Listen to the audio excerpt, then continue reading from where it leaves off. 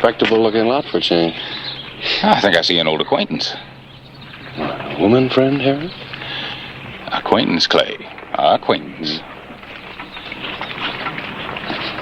Miss Dixon? Yes. I'm Harris Clyburn, editor of the Epitaph. I don't know if you'll remember me. We met a few years ago in Kansas City when you were such big news in the suffragette movement. It was a few years back, Mr. Clyburn. It's nice seeing you again. Miss Dixon, you feel Tombstone is ripe for the suffragette movement? I wouldn't know. I'm no longer with the organization. I'll be dealing faro at the Oriental. Good day, Mr. Clyburn.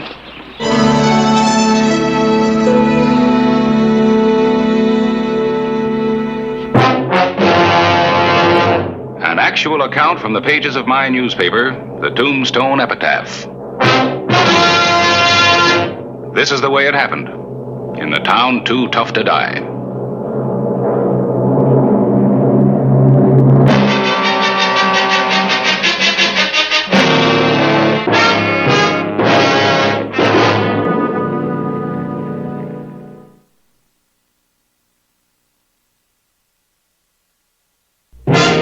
The name Julie Dixon appeared on the register of the Cosmopolitan Hotel. Room 17, Miss Dixon. Thank you. Do you have a Sam Dixon registered here? No, ma'am, we don't. Recently? Well, I can't be expected to keep everybody's name in mind. We have a fast turnover here in Tombstone. Could I look at the register for the past few weeks? Well, we're not supposed to,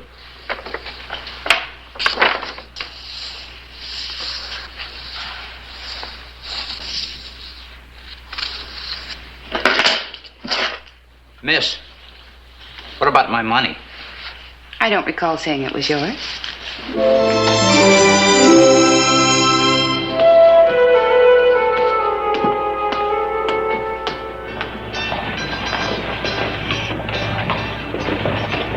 Richie Farrell, owner of the Oriental, had struck it rich with his lady faro dealer. Hello, Richie. Hello, Hollister. You got a hankering to join Richie Farrell's faro game, too? Oh, no, thank you. You're smoking those expensive cigars again. Thanks to our new dealer. Betting's closed. 10 not part of the action. 8 loses, 4 wins. Business hasn't been so good since Big Nose Kate went through here in 81. Where'd you find her? Can you set up? Bell. You ought to know better than that. Can't have you drinking alone. It's bad for business. Betting's closed. These new entertainers are mighty independent. 4 not part of the action. Oh, I found Julie over in Tucson, working for Billy Bennett. 8 wins. She found out I was running a table here, asked me for a job. Good idea, Hollister? Mm-hmm. Yeah, she can take care of herself. 6 loses, 9 wins. I just don't figure it, Clay. She was one of the drivingest suffragettes of them all, and that's going some of those gals. Yeah, well, Richie just told me that when he found her, she was dealing in Tucson. What would make a woman change so completely? How about money? That changes a lot of things. 6 of hearts, 6 of spades, king of spades. Well, now, I finally beat the lady.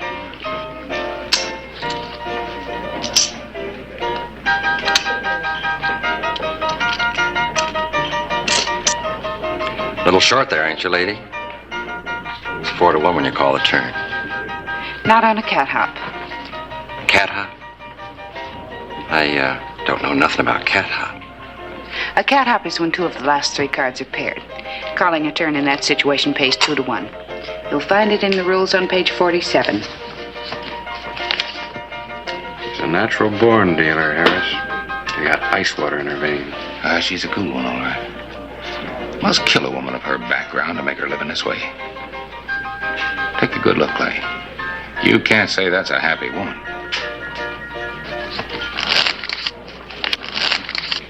It's about time for those cards to start going the other way, isn't it?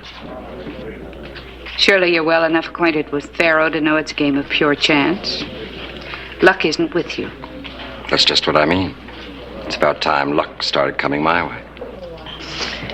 Top card is 8, not part of the action. Jack loses.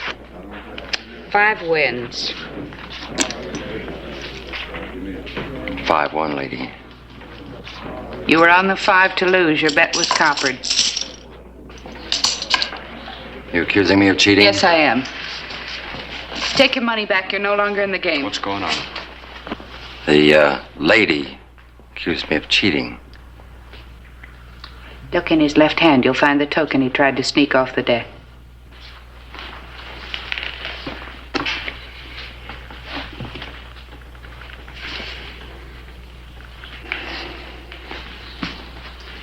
There you are, ma'am.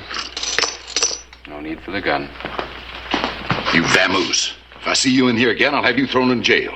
Take a rest, Julie. All right, get things back to normal. Oh, Miss Dixon. You handled yourself like a veteran. One of the first things a dealer learns is to be on guard. And the same goes for sheriff. Should you ever need one, my name's Clay Hollister. Thank you. Julie. Excuse me. Sure.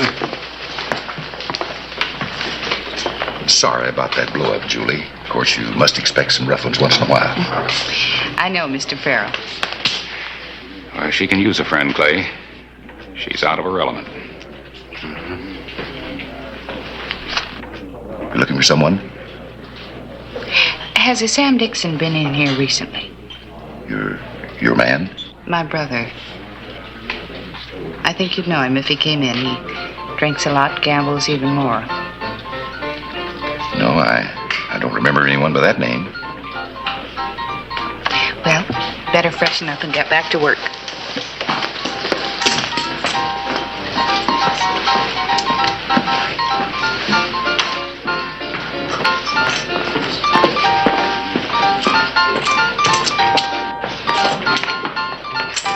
Belle Winters had been around. She knew men. She also knew what was troubling Julie Dixon. I brought you a relaxer. I don't drink. What are you doing? Looking for a name? If you're still fooling around with that crazy notion of yours, it's about time you had a drink. You sure you haven't seen Sam around town lately? What makes you think you'll find him in Tombstone? He was heading this way from Tucson. The sprees he gets on, it's a wonder he didn't end up in China. Then I'll just have to keep going until I do find him. I'll come face to face with him one day if it takes the rest of my life. You know something? I really think you mean it. Why do you think I took this up? Because I like it. I hate every minute of it, but I'd do anything to find him. Tom Scott was just a man. It's only been 6 months. You'll get over it. Not in 6 months or in 6 lifetimes. You had quite a thing for Scott, didn't you? You know, what makes you think he was any different from any other man? Men, I think your brother did you a favor by killing him. I intend to return the favor.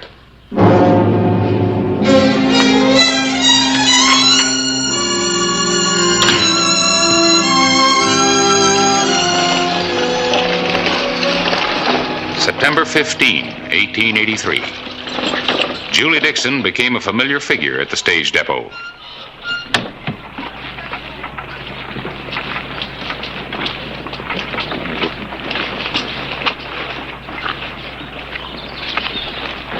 Now, you see what I mean?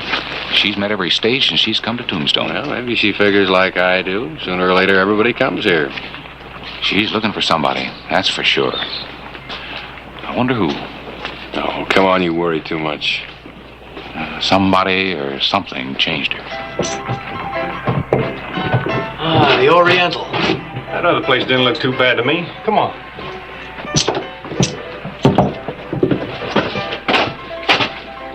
Let's get back on the other side of town, Dixon. What's the matter with you?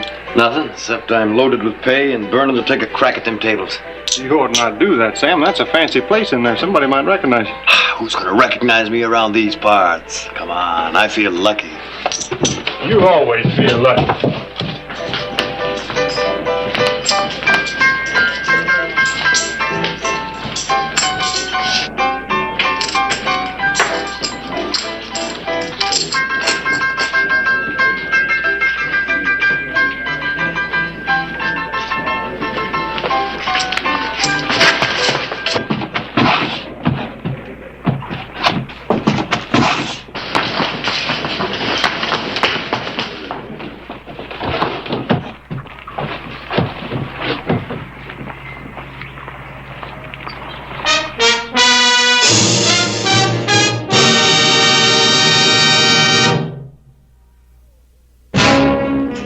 September 16, 1883. Mail was in. A few circulars. Thank you, Lee.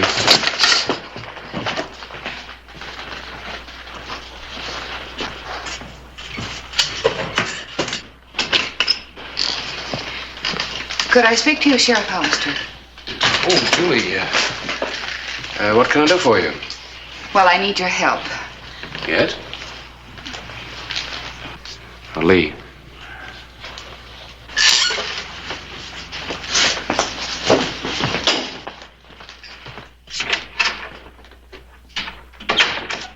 I know a lot of people are wondering how a suffragette becomes a faro dealer. It's unusual, I guess, but I thought it was the best way to find my brother. Is he a dealer, too? No, I wish he were. He's always on the other side of the table. Gambling's an obsession with him, but...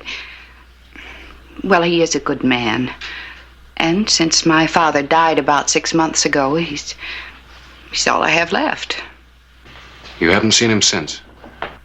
No, he never did like to stay in one place for too long. Just what is it you want me to do, Julie?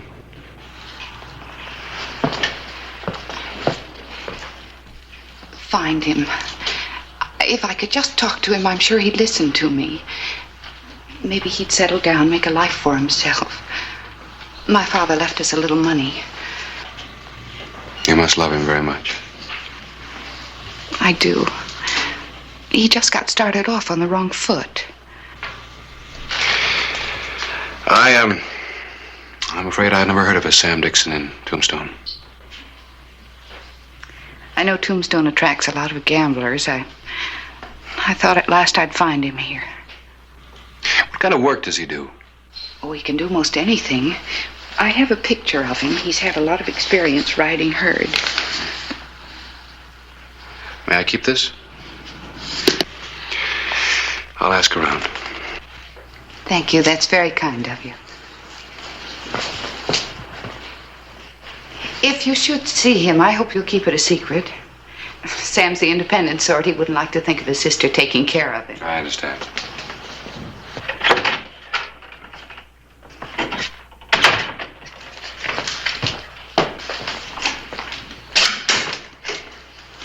Isn't that the lady faro dealer? Mm-hmm. What kind of a woman is she? Kind that doesn't belong in Tombstone.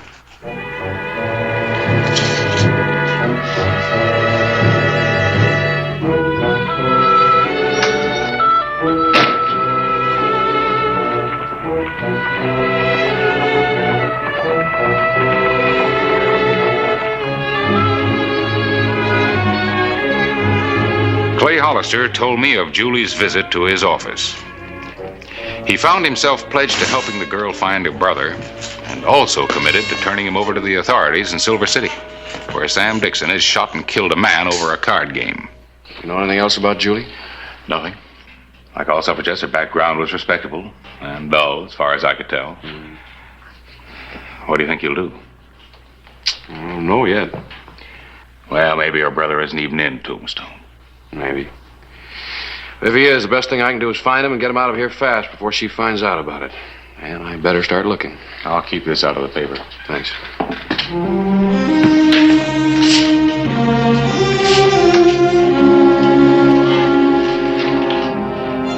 Trail herding was a likely job for a man avoiding the law. Clay Hollister checked the ranches and camps outside Tombstone. He learned that Jim Kenny had been hiring trail hands for the past 3 weeks. The morning of September 17. Oh, Jim? Howdy, Clay. What brings you out here? Looking for a man. This one. Does he work for you? I don't ask any questions of a man as long as he does his work with the herd. Come on, does he work for you? I'd rather not say. Well, it doesn't make much difference. I'll find him anyway. Trail hands won't like me for this. They won't know, Jim. Well, what's he done? He killed a man in Silver City, Jim. Where is he? Good afternoon's ride from here. They'll be bedding down at the southern foot of the Dragoon Mountains. Much obliged. Why, thank me. I didn't help you none. That's right.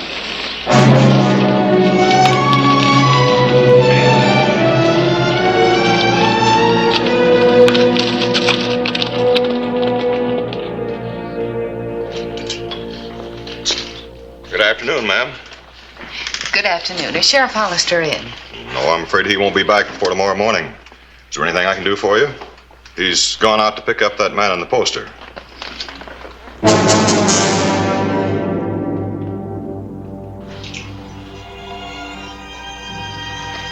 I'll talk to Mr. Hollister tomorrow. Thank you. The night of September 17, Clay Hollister approached the trail camp at the foot of the Dragoon Mountains. There's a rider coming up the trail. Maybe a lawman looking for somebody. A lawman? Yeah, I thought I saw his badge flash in the moonlight. Anybody in trouble around here, they better hightail it. You get out of sight, Sam. We'll try to stop him. Thanks, Will.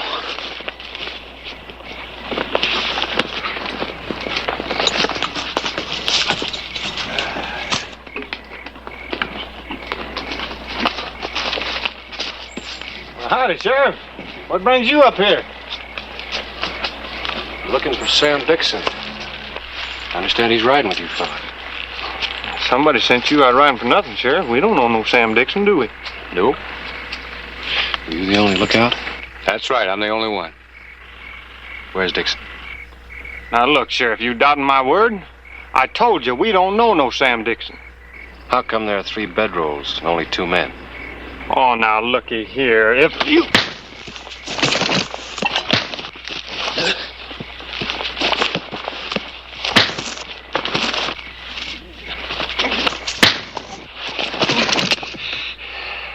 All right. First man that follows me gets shot.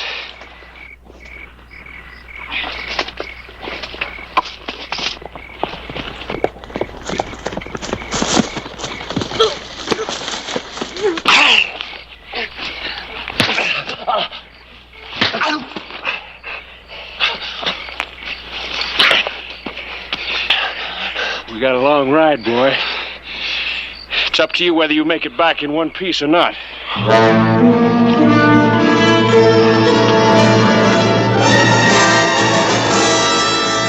September 18, 1883. I had to assume Clay Hollister would return with Sam Dixon. All I could do was try to keep Julie out of the way. Morning, Mr. Claiborne. Morning, Fred. Looking for someone? Yeah, Miss Dixon. She left a little while ago. Didn't even have breakfast. You know where she went? No idea. Oh, thanks, Fred.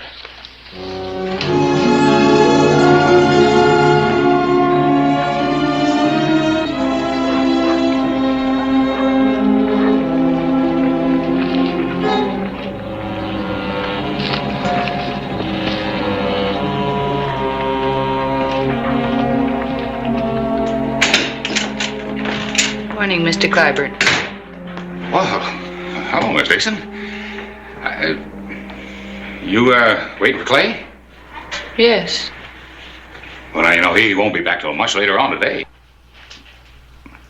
I was still at the hotel looking for you. I thought maybe if you hadn't had breakfast yet, you'd give me the pleasure.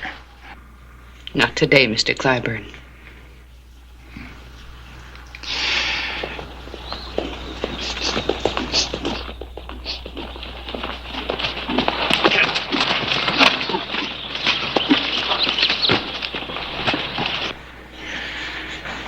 Well, if you'll excuse me, Mr. Don't go through the door, Mr. Clyburn. I'll be forced to kill you. I mean it. Move away from the door. Been waiting a long time for this. Well, Julia. Drop the gun, Sheriff. Told you I'd catch up with you, Sam.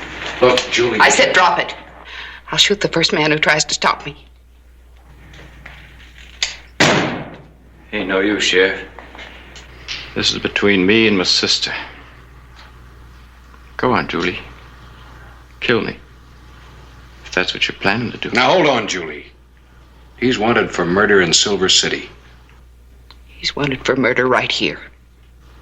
He wasn't any good for you, Julie. Stop it. Who are you to judge him? What have you ever done that's been worthwhile? You're crude, you're weak and spineless. You always have been. Tom was a man who... Julie, I can afford to tell the truth. They're hanging me in Silver City. So it don't make no difference what you do. Sure, I killed him. I killed him for you, Julie. For me? For you. I was hoping you wouldn't end up like Belle. That's right, Belle Winters.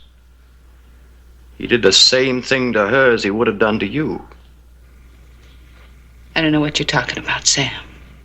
She was a nice girl once, till he got his corrupting hands on her. You see what she is.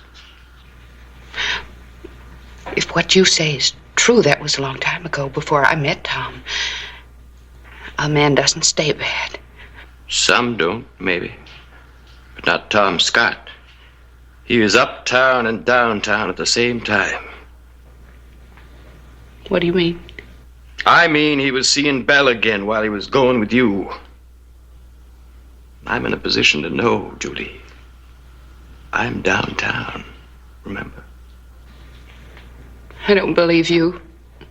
Look, Julie, I saw them together. It was the same as seeing how you'd end up. So we got in a fight, and I killed him. And that's why I killed him. For your own good, Julie. Oh. Well, at least I told you. You can believe what you want. But like I said, I'll be hanging in a week.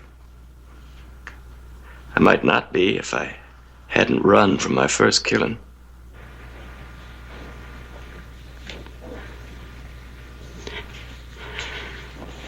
Get his gun, Sam.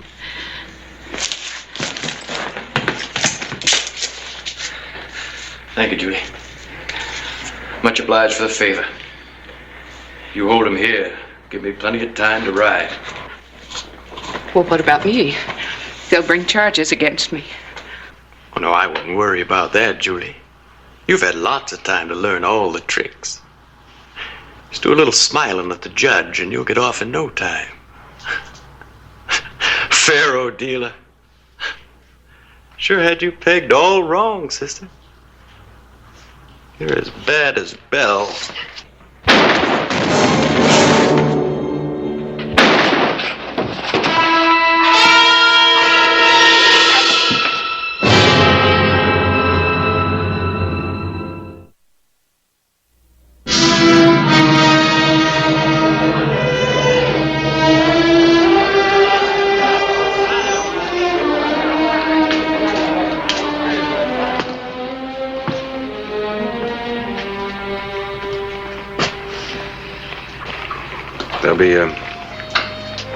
There'll be 2 charges, Julie. Aiding and abetting, murder. Well, I can at least testify for your past character. You might get off, if that's any help. It isn't. That's the way it happened. In the town too tough to die. Whistle me up a memory, whistle me back where I wanna be, whistle a tune that'll carry me to Tombstone territory.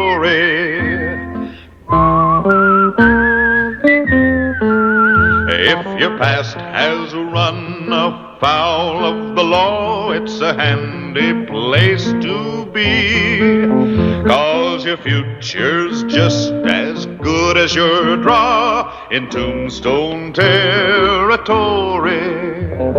Whistle me up a memory, whistle me back where I wanna be, whistle a tune that'll carry me to Tombstone territory.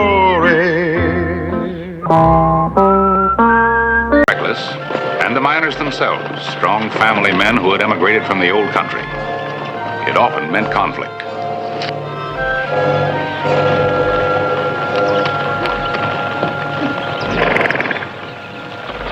Been all morning on the road from Charleston. I got a lot bigger thirst than them daisies. Well, you mustn't get down. I always like to meet a lady halfway. with them pretty blue eyes.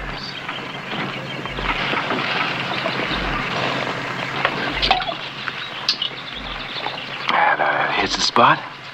I'll take it in for you. No, thank you. Why don't you just sit a while on that nice shady porch with me? No, please give it. I'll settle for a hug and a kiss. Lisa. Into the house, Lisa.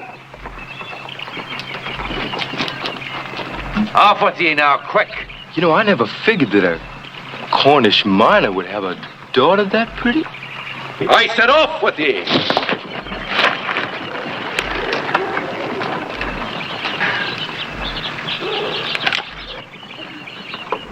No man handles me like that, miner. You know who I am? No good cowboy scum. Now, you better apologize or get yourself a gun. I have no gun. And you're mighty young and reckless to be owning of one yourself. Don't come any closer, mister. I'll shoot. Now, don't you force me to shoot.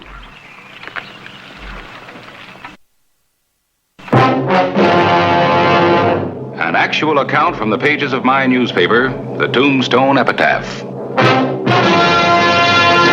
This is the way it happened, in the town too tough to die.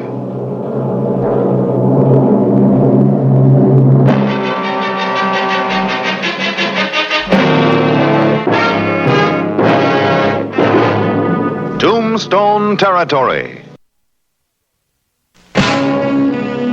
Warning you, miner.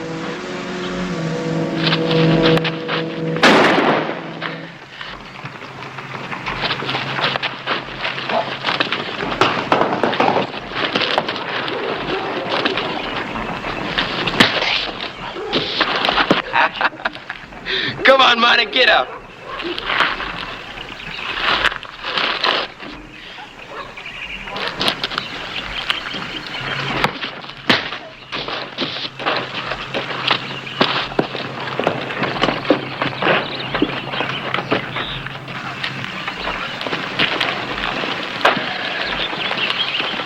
The matter's under control, Sheriff. That's the ruffian's weapon.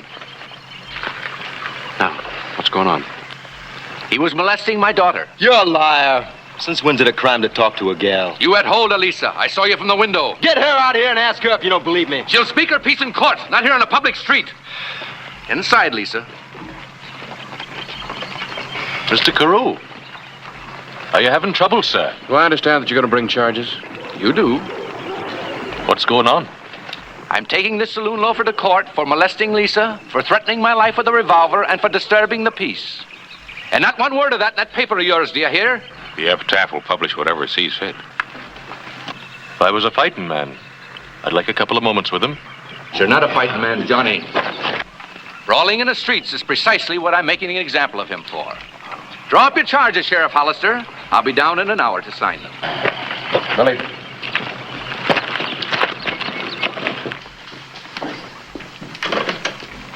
Lisa.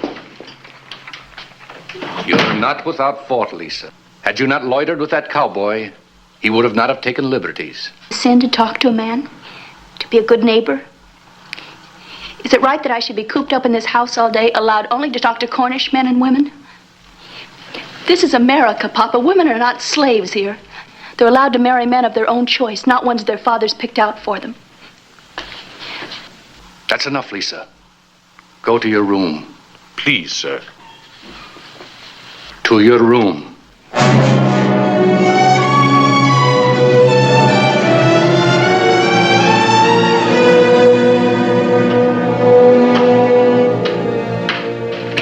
The afternoon of May 12, 1880. Hi, Clay. Oh, Frank. Frank? Get me out of here, Frank. That's what I'm here for, Billy. Put your hat on. What are you trying to do, Clay? Set an example of us boys from Charleston? No, Frank. Billy just made a pass to the wrong girl. Daughter of old man Carew, mining superintendent of $1 million. No need of suspicion of bail bond, Clay. Signed and sealed by Judge Casey, paid for and delivered by Frank McLeod. Mm-hmm.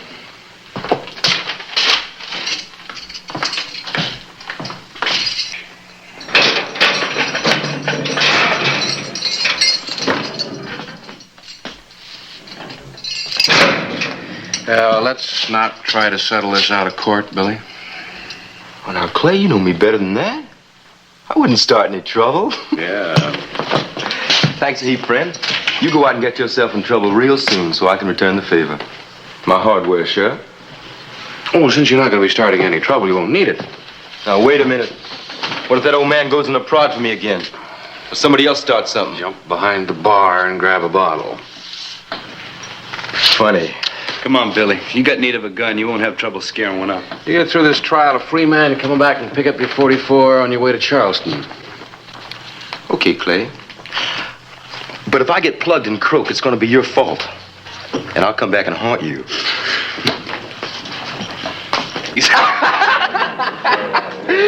She was out there just a sprinkling the daisies, as pretty as you please. Hey, Billy, somebody outside wants a word with you. With me? You're Bashful Billy Clanton, ain't you? Did you give her a name? I didn't ask.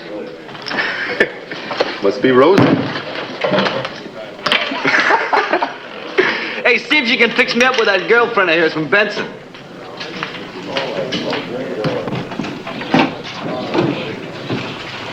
Over here, sir.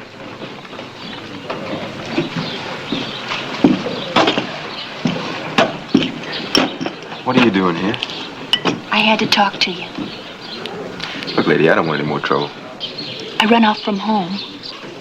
Oh, no, that's just fine. You will help me, won't you? Whatever gave you that idea? Well, you stood up to my pa, didn't you? Well, now, wait a minute. You're getting this all wrong, ma'am. You said you wanted to sit on the porch with me. You said you wanted to kiss me. Shucks, ma'am, I was just talk. I was just sparking around. You didn't mean it? Need any help, Billy? It was nothing, Frank. I'll be right in. Afraid I'm gonna beat your time, Billy boy? I said it was nothing, Frank. Hey, this is her. Yeah, now beat it. What's she doing here? None of your business. Why, Billy boy, this sounds serious. Look, Frank, don't push me too far. Okay, Billy, I'm sorry. Okay.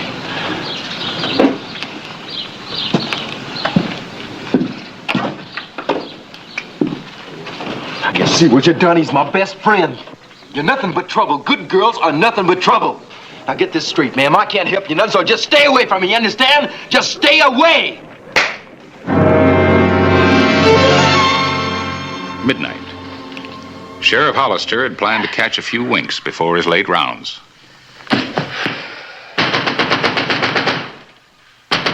That's what he had planned.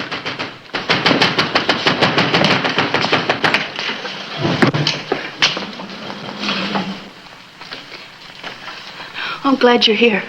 I was so frightened. All right, what's the trouble? I thought he liked me, You thought who liked you?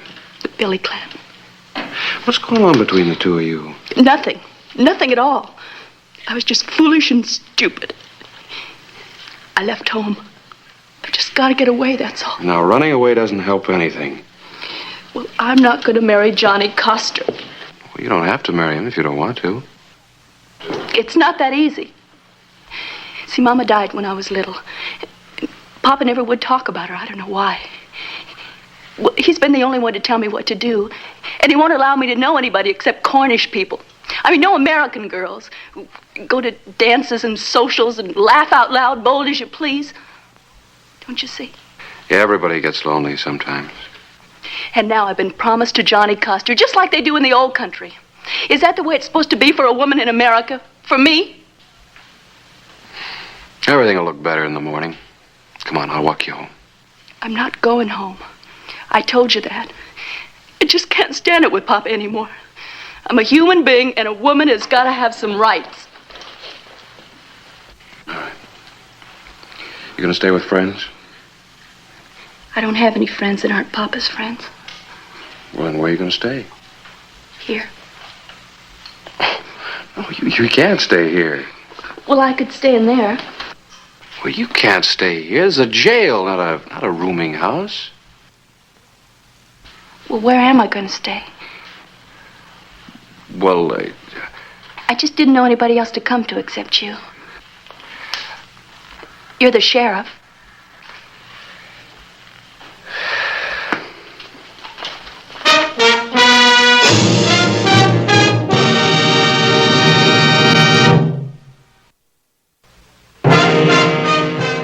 morning of May 13, 1880. Johnny Coster was a troubled young man.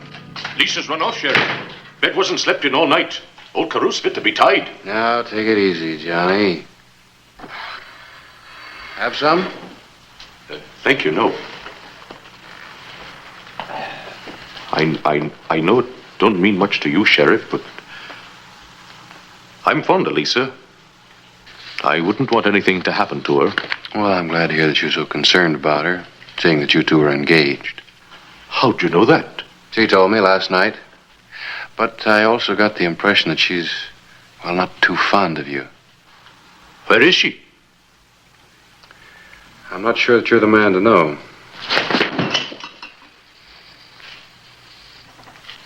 This is family, Mr. Hollister.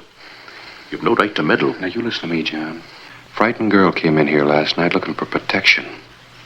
I'm not about to throw her to the wolves, even if her father is one of them. Understand this, Mr. Hollister. Lisa's happiness is my only concern. All right, Lisa, come on in. Miss Carew spent the night at the Palace Hotel, courtesy of the sheriff's office. I'm not going home, John. I'll do anything, but I'm not going. Well, what you do now, Lisa's between you and your pa. But there's something else. Something you told Mr. Hollister that's between you and me. Well, now, look, I'm not very good at peacemaking, but answer me straightly. Did you run away because I asked your pa for you to marry me? Yes. Don't you like me, Lisa? Oh, it isn't that. I like you, John. Well, what is it then? Well, it's just that you were always Papa's friend. You seem like my uncle. I mean, like my brother. You never even looked at me. You never once told me that you liked me. Well, then I'm telling you now. I like you. I can't ever think about a woman, but it's you that I'm thinking of. I want you for my wife. You're just saying that to get me to come home. No, I swear what I'm telling you is the truth. Come now. I'll take you home to your pa. No. I have to be sure. If I went home now, I'd never be sure of you, or of myself, or of anything.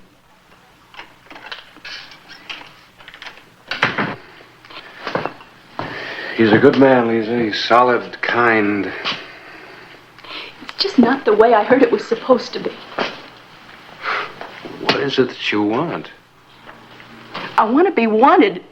Is there anything so wrong in that? I want to be courted and desired. I want men to look at me the way they look at other girls. The way that cowboy looked at me yesterday.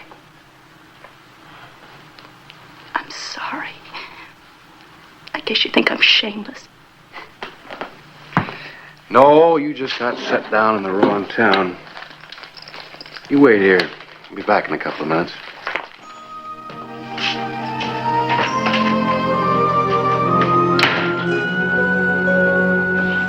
Billy, want a word with you. Don't let him buffalo you.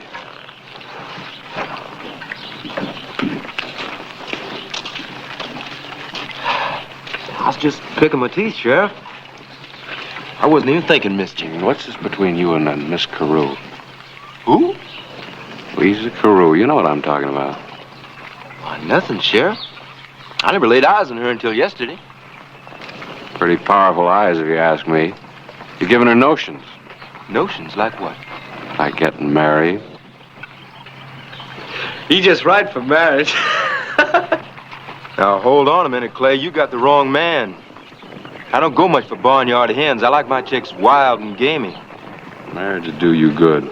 Might tame you down before you got that fool head blown off. Oh, Mr. Carew, you looking for me? I see you, Hollister. You and this barroom stew bum with your heads together. There's no place to talk. I don't want words with you. I want my daughter. I believe you and this cowboy know where she is. Look, you buzzard, I've had just about as much out of you as I can take. Don't be yelling at me, you scum. I'll settle with you in court. That's it. That's enough. Billy, you and Frank go inside.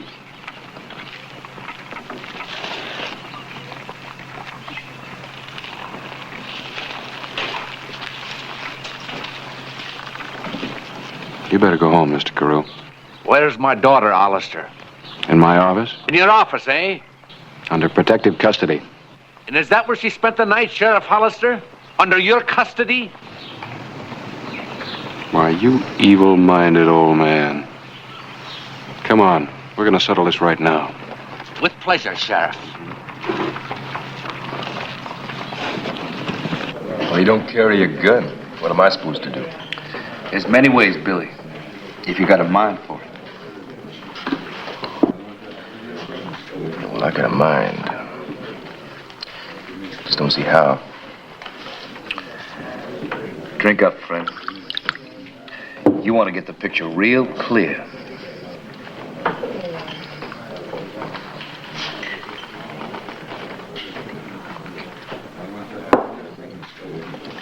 I get the picture.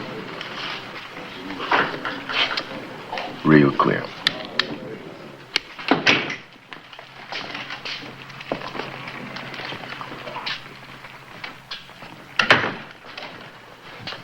Lisa, I've come to take you home.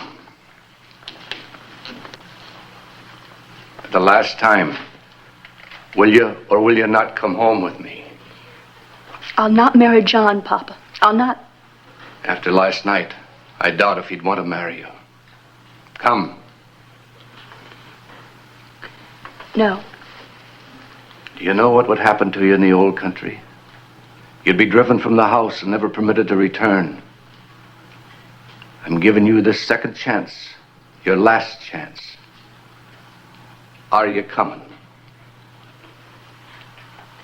I've always been good, Papa, and obedient.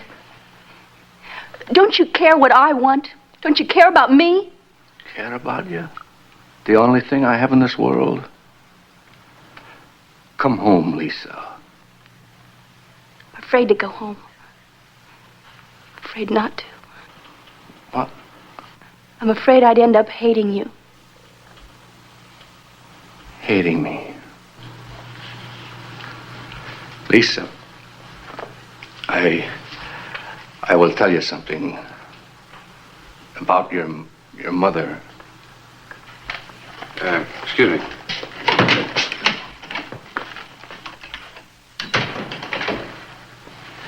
You remember your mother, Lisa? Yes, a little bit. She was like you, pretty, restless, headstrong. But she never died like I always told you she did. She left me. Ran off with a seafaring man with a handsome face and a sun-browned skin and a swagger to his walk. A young man like your cowboy, Lisa. Yes, I have been strict with you. But I wanted to raise you so you wouldn't turn out like her. Maybe that's where I was wrong. If I have made a mistake, I pray the good Lord will forgive me.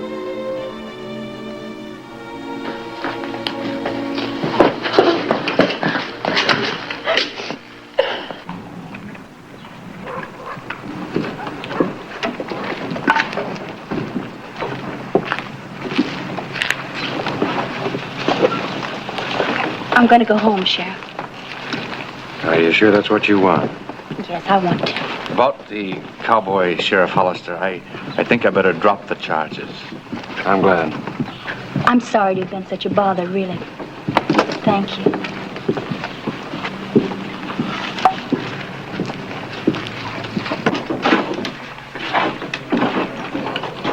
Hey, how about my bottle? Oh, excuse me.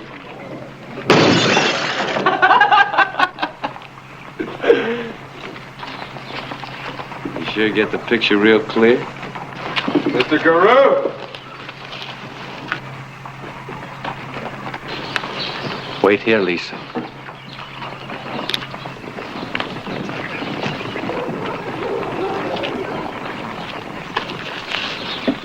I'd like a public apology, sir, in front of my friends. Well, I'm not pressing charges against you, young man. I hope that will satisfy you. It does not, sir.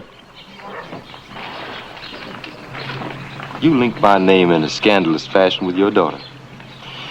And I'm not about to sink so low as to have truck with minors. Or minors' daughters.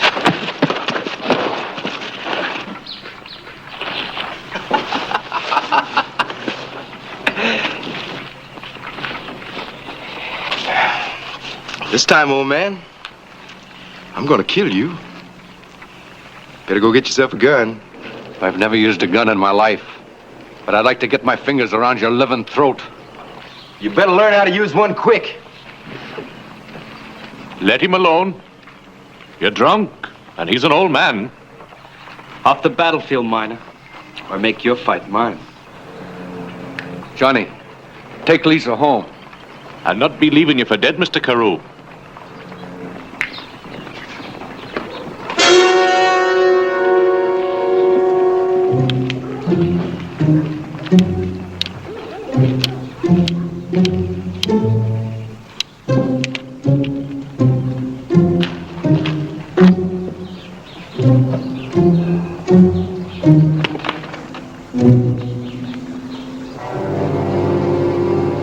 Pick up the gun, old man. No, Papa. Keep her there, Johnny. I'm giving you more than a fair chance, old man. I'm gonna wait until you point the gun at me before I draw. Now go ahead and pick it up! Hey, come on running. No, Papa!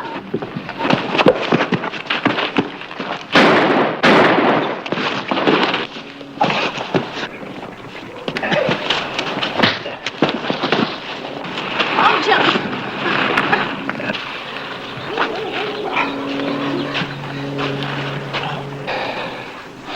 I had hopes for you, Billy. But you're nothing but a worthless troublemaker. You almost killed a man. If you ever make trouble in Tombstone again, I'll stop you again. So help me, I'll stop you good.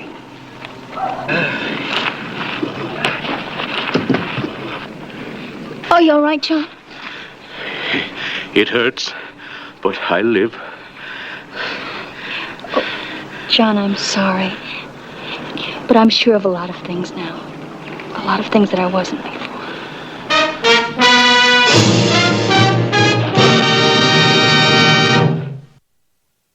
May 20, 1880. An important event was about to take place in the Carew home. So, folk, we're late. I gotta wear a tie. Oh, all duded up. How does it feel to be best man at a wedding? Too close for comfort? Funny, wasn't it? What's it? Lisa couldn't even see Johnny until he picked up that gun, and all of a sudden, he's her kind of man. Oh, what women do, I don't even try to reason out. Next time I go to be a peacemaker between a man and his woman, grab me a hold of the coattails, will you? You better get down to Rosie's place, Clay. She just took a shot at her new man. Oh! Have you forgotten already? Is he hurt bad? No, just a scratch. But he's holed up in the Baptist church and don't dast to come out. You tell him to stay there until after Johnny Coster's wedding is over. How's that?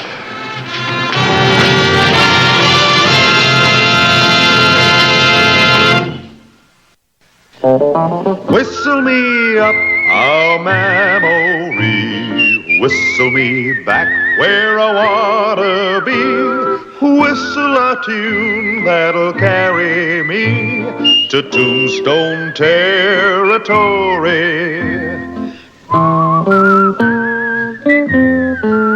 If your past has run afoul of the law, it's a handy place to be. 'Cause your future's just as good as your draw in Tombstone territory. Whistle me up a memory, whistle me back where I wanna be. Whistle a tune that'll carry me to Tombstone territory.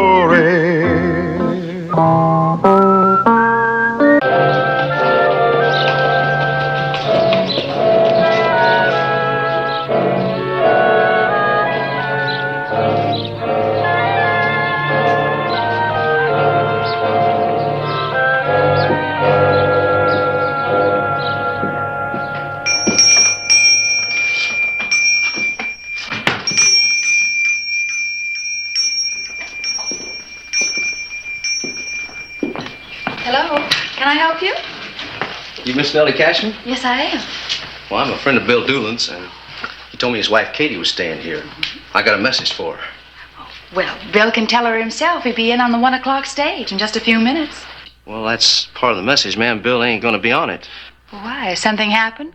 No, there's just a little delay. He'll be in on a later stage. Oh, all right. Well, I'll tell her. Well, the rest of the message is kind of personal, ma'am, and Bill, he wanted me to tell her that part of it myself, personally. It's number 7, just down the hall.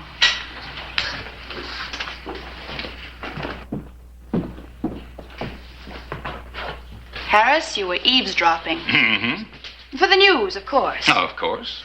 Well, at least you're honest. Bill. You're not Bill.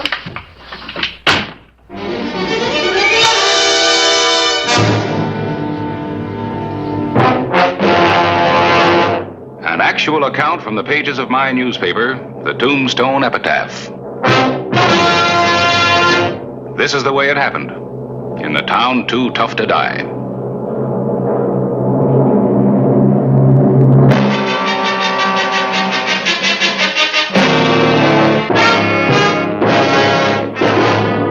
Tombstone Territory.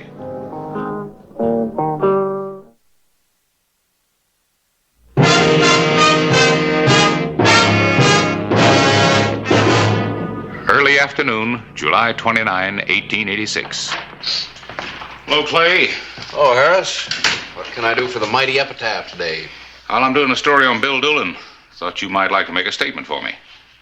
All right. Bill Doolin's welcome. That all? That's it. Well, I hope you can spare it. Look, you're the one who sent him off to jail, Clay. Well, look, Harris, I've got nothing against Bill. He's done his 5 years, he's clean, and he's welcome. When I see him, I'll let him know. But if you're really hurting for a story, why don't you talk to Mr. Willison? Mr. Willison? He's the federal attorney who's going to prosecute Ab Clinton for murder.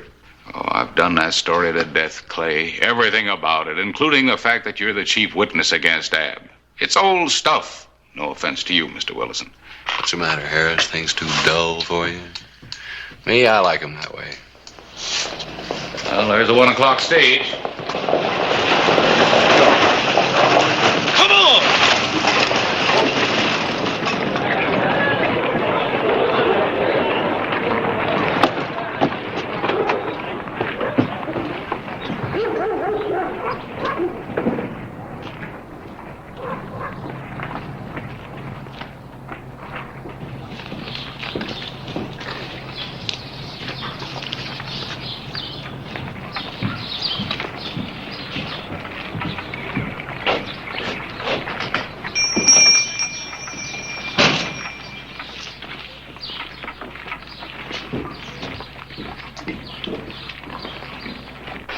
Mrs. Doolin here?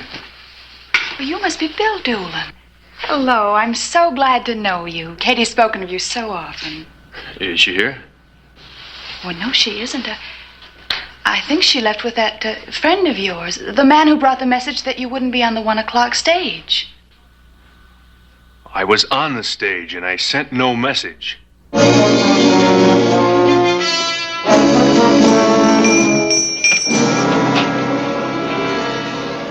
You Doolin.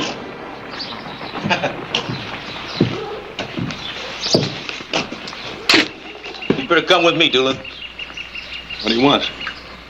Ain't nothing I want. If you want to see your wife again, you better come with me.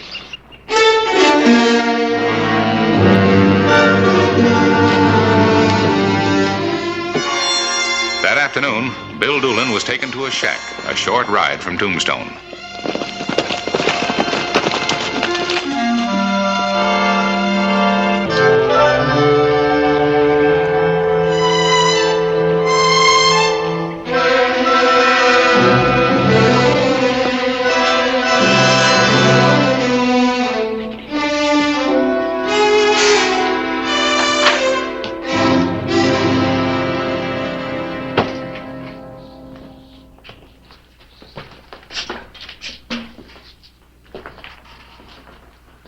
So you're Doolin. That's right. We've got your wife. Oh, she's safe. Who are you? Clinton is the name. This is my boy Joe. I've got another boy named Ab. He's in jail in Tombstone. I don't see as how this has anything to do with me. My boy Ab is up on a murder charge. They say he killed a man. Oh, he did it. But he isn't going to hang. They've only got one witness, the sheriff. And if he doesn't get to court, they've got no case. I want you to see that the sheriff doesn't testify.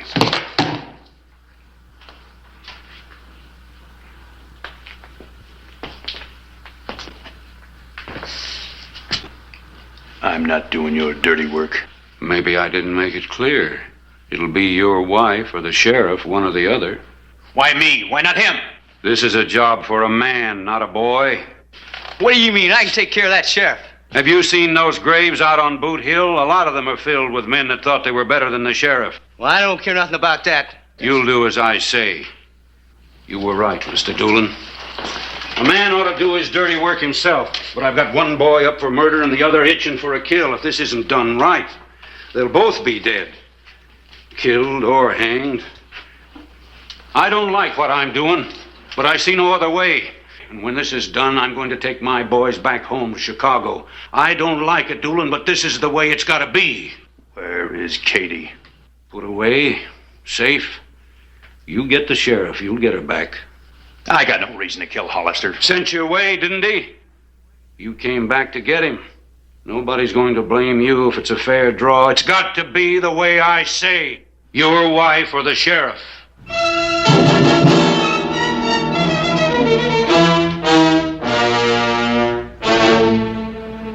You want it done?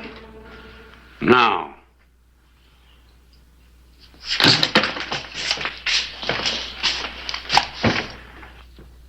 If anything happens to Katie, I'll get you. And him.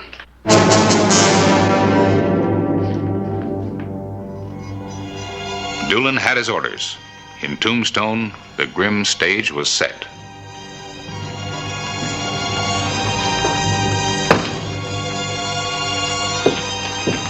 Hi, Bill.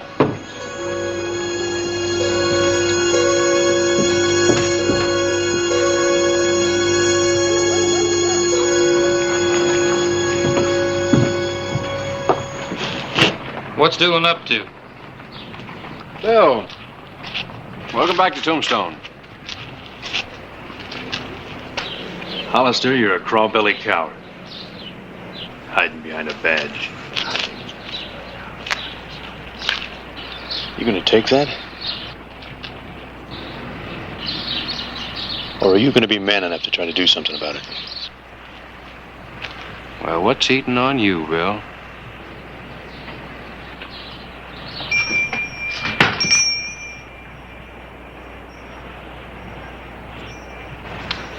Draw your gun, Hollister. Oh, now, hold on. Make your play.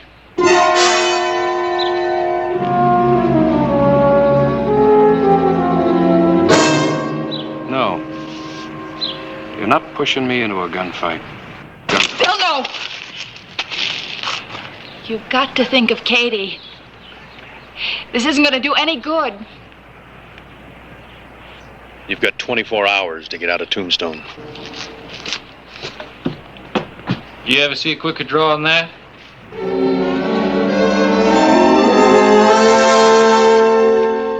The morning of July 30. The epitaph had already gone to press. Bill Doolin is welcome in Tombstone, says Sheriff Hollister. Makes a fine story, doesn't it? You welcome a gunman and he turns around and tries to kill you. The town's concerned. I think you ought to make a statement. I already made one. It still stands. Are you serious? I am. Well, it doesn't make sense. No, Clay. it doesn't, Harris, and that's what worries me. Why does Bill Doolin want to kill me? I don't know. The point is he does. The other point is, what are you going to do about it? Try to find out why. The people are scared, Clay, and I don't blame them. They need reassurance from you. Such as what? Such as what? A man embittered by 5 years in prison tries to kill you. A sensible man would simply put him in jail where he belongs. Well, I'll do that if it's necessary, but I'm not ready yet. Something about this just doesn't add up. You're a stubborn mule. Mule, huh? Print that and I'll sue you for libel. I might just win. When I told Bill about the stranger, all he said was that he had never sent a message to Katie. Well, do you know who the stranger was? No, I never saw him before in my life. And the funny thing is that Katie never came to pick any clothes up. Did Katie talk much about Bill? All the time. Did you get the impression that he was bitter? No. As a matter of fact, she showed me one of his letters once. In it, he said how glad he was that the old life was over with and how happy he was to be starting a new one. Yeah, but to the best of your knowledge, did he hold a grudge against me? No. Well, Katie never said anything, but Clay, I'm sure he didn't. You said that they had plans for a new life. Do you know what they were? Katie had bought a few acres out by Willow Creek. When Bill came back, he was going to farm it and eventually get a few head of cattle. There was nothing on that property but a little old shack.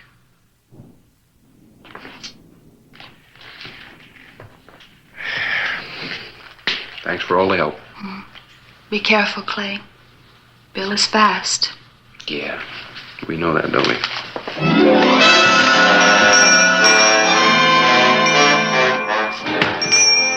From a storage room above Allen Street, the Clintons kept a close check on Clay Hollister. Take it easy.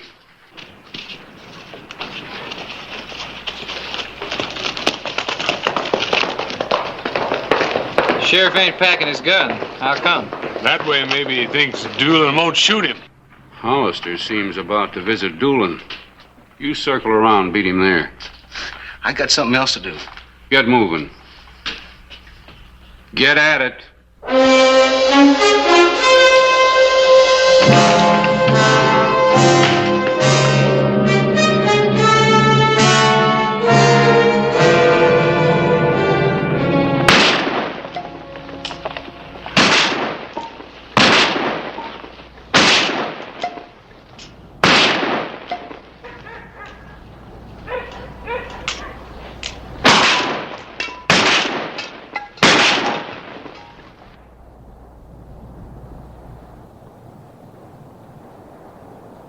Hello, Bill. I've come for an explanation. You got till sunset to get out of town. What are you trying to prove? The deadline's sunset. Look, I rode out here without a gun because you knew I wouldn't shoot a man that was unarmed. Because I want you to see that we haven't got any differences. Why do you want to shoot me?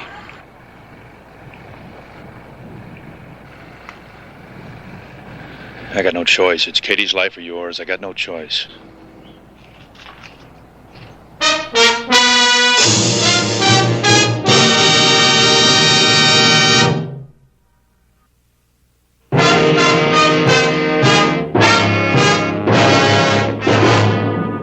Noon, July 30, 1886. The sheriff's authority had been challenged. Fear began to snake its way through the people of Tombstone. If Clay Hollister couldn't stop the threat of a gunman, what chance did the people have? Things are out of hand, Clay. You've got no choice. You've got to jail Doolin. You've just got to. Living 5 years with a grudge must have twisted his mind. Oh, he's not twisted, Harris. You don't understand. He said something about my life or Katie's. Well, I'm trying to understand. I'm especially trying to understand you. Hello, Clay. Did you want to see me? Yeah. Hello, That stranger that came to see Katie, did he look like a Clinton? Well, I don't know the Clintons. What about you, Harris? Could that have been Ab's brother? Well, he didn't look like Ab. I think there was a brother. Wait a minute. It seems to me... Seem to you what? That Ab Clinton threw a big party, a sort of a family reunion. Sure he did. 3 years ago. Even had a picture taken at Ebel's studio on Tough Nut Street. I'm going to check the epitaph files. We'll meet you at Ebel's.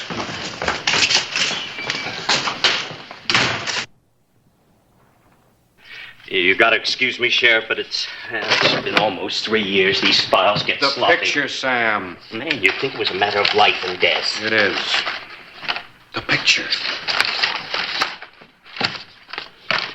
There it is. The Clinton party. That's the man who brought the message to Katie. Name is Joseph Clinton. Here it is. I found it. Present at the party honoring Ab Clinton was his brother Joseph, who hails from Phoenix. Also present was his father William Clinton, who came all the way from Chicago, where he figures prominently on the wheat exchange in that city. Yeah, that's old man Clinton. The Clintons have Katie. You'd better arrest the father and Joe. Start a posse searching. No, by the time you got to Katie, she'd be dead. The Clintons have you very neatly trapped. Yeah, I guess we'll just have to have another talk with Doolin. Look, I'm a friend of Katie's. Maybe I... No. Well, what about me? I'll go. But what'll I say to Doolin? We'll have to figure that out.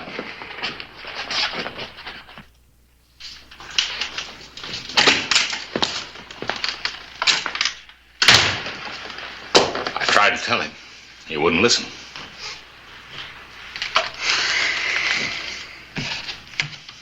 I like Bill. I'll try again.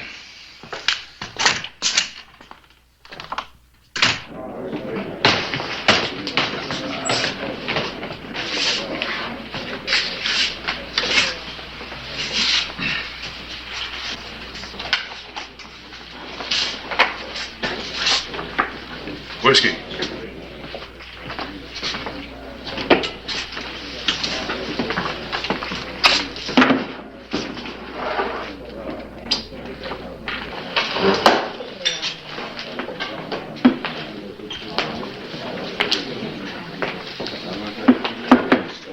Joe has Katie in a room looking down on the street. If you don't get Hollister, she'll never leave that room. If you kill him, get on your horse and ride out to the shack. Half an hour later, we'll put Katie on a horse and send her after you. Let's go. As soon as I finish my drink.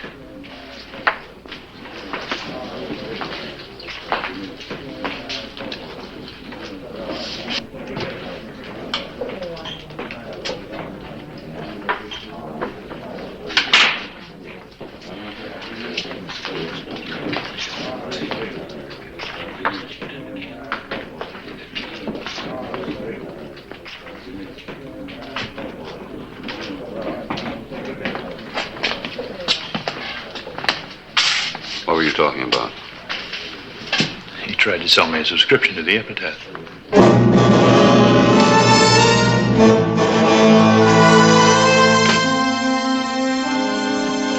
The afternoon of July 30, 1886. 24 hours had passed.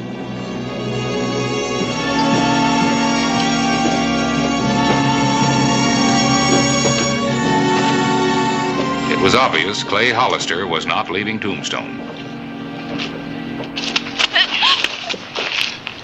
Did you speak to Bill? I talked to him, but I don't know what he'll do. You can't gun a sheriff and get away with it, Bill. Draw. You got no reason. Draw!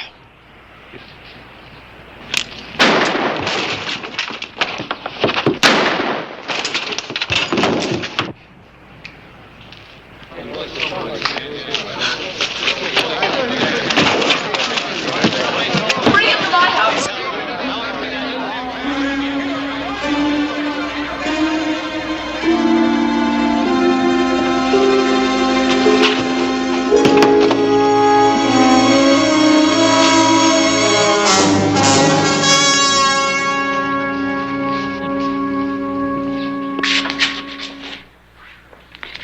Now you just keep your mouth shut and you'll see your husband. Here, put him on the table. Take this up.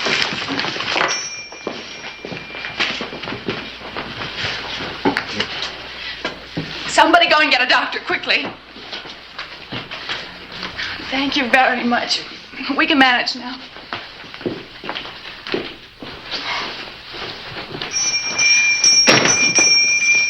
Boy, he is fast. I'm glad he listened and missed. Yeah.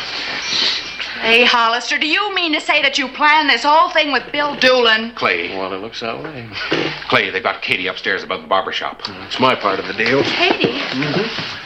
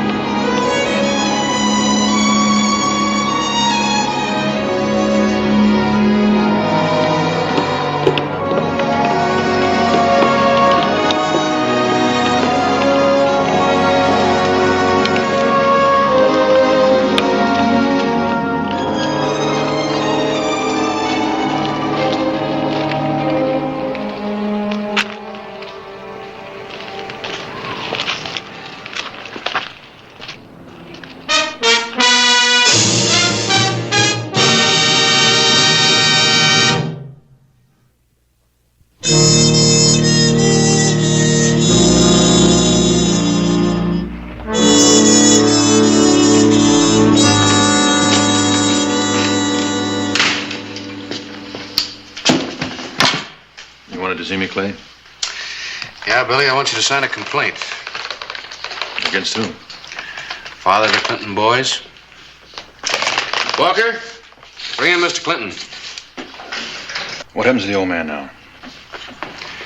Conspiracy to commit murder, kidnapping, a life sentence for sure.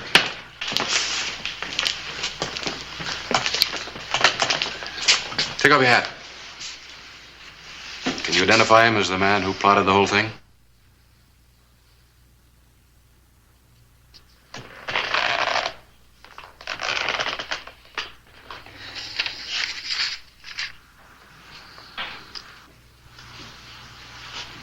I've been to jail. I can't be responsible for putting a man behind bars, no matter what he's trying to do to me. Maybe it doesn't matter. He's got a conscience.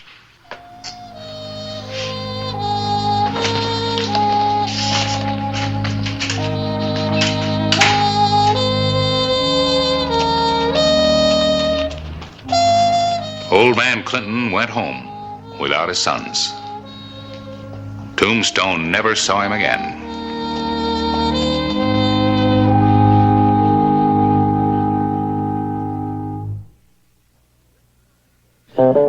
Whistle me up a memory, whistle me back where I wanna be, whistle a tune that'll carry me to Tombstone territory.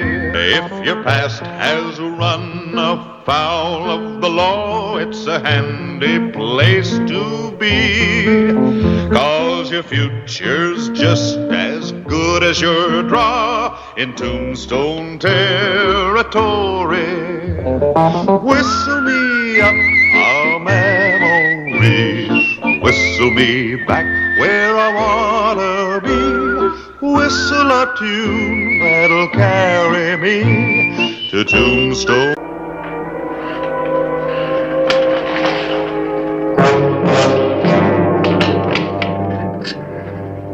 I don't want any trouble. So just sit easy. You won't get hurt. If this is a holdup, you're in for a big disappointment. A few minutes of your time. That's all I want. Considering the circumstances, I guess I'm in no position to refuse. Maybe you better sit down.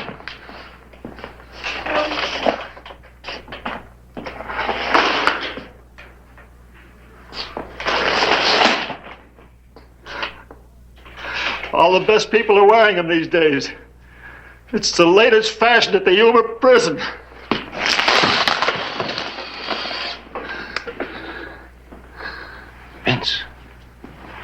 Vince Harper. Changed some. Not for the better. Lost a few pounds. 5 years of my life. And a lot of faith in humanity. Why'd you come to me, Vince? You've got to help me. I didn't kill Frank Carney.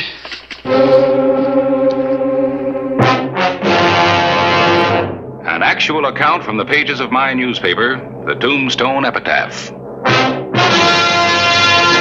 This is the way it happened, in the town too tough to die.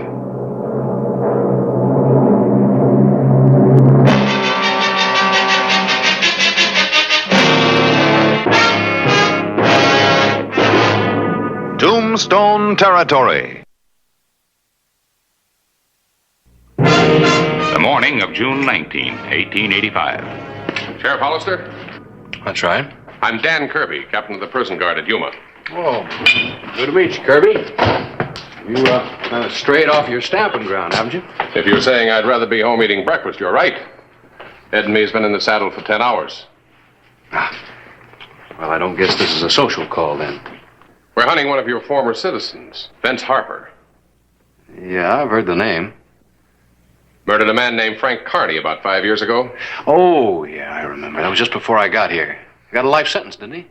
The jailbird got tired of being locked up. Broke out 4 days ago. And you think he might be in this area? Tracked him to Tucson. He was headed this way. Well, maybe there's some truth in that old story about a killer always returning to the scene of his crime. I don't know about that. But I'll catch up with him. You can bet on it. You sound pretty sure of yourself. I ain't lost a man so far. Some run fast, some run slow. But I always catch up with them. One way or another, they all go back to Yuma. What's that supposed to mean? The prison gives me $50 for every prisoner I bring back alive. If they resist and I have to kill them, I get an extra 50 for my trouble. You'd be surprised how many men would rather resist than go back to a nice, safe cell. Well, from what I've heard of your little jail, I can't blame them. They've broken the law, and that means they've got to pay for it. I'll keep an eye out for Harper. Telegraph me. I'll be checking the border area around Naco. Be glad to. Appreciate your cooperation, Sheriff. Let's get moving, Ed.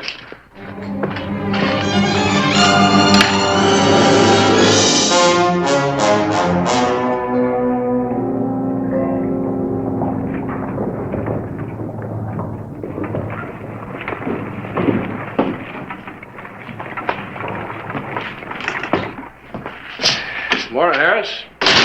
Oh, Clay. Kind of early in the day for you to have your nose stuck in such a big book, isn't it? These are the court records of the Vince Harper trial. Yeah, I know. I was just over to the courthouse looking for him. Seth Adams told me you'd borrowed him. Yeah, well, I wanted to brush up on the case a little. His escape is news. How'd you hear about that so fast? Well, I've got my sources, too. I never did believe Harper was guilty. The more I study these court records, the more I'm sure of it. Well, the judge and jury disagreed with you. Well, mistakes have been made before. Any particular reason you want to see those, Clay? Yeah, there's a fellow by the name of Dan Kirby. He's captain of the Yuma Guards here looking for him. Oh, what happens if you find him? I'll turn him over to Kirby. Thought these records might help me locate him. Find out who his friends were. Well, Vince had a lot of friends.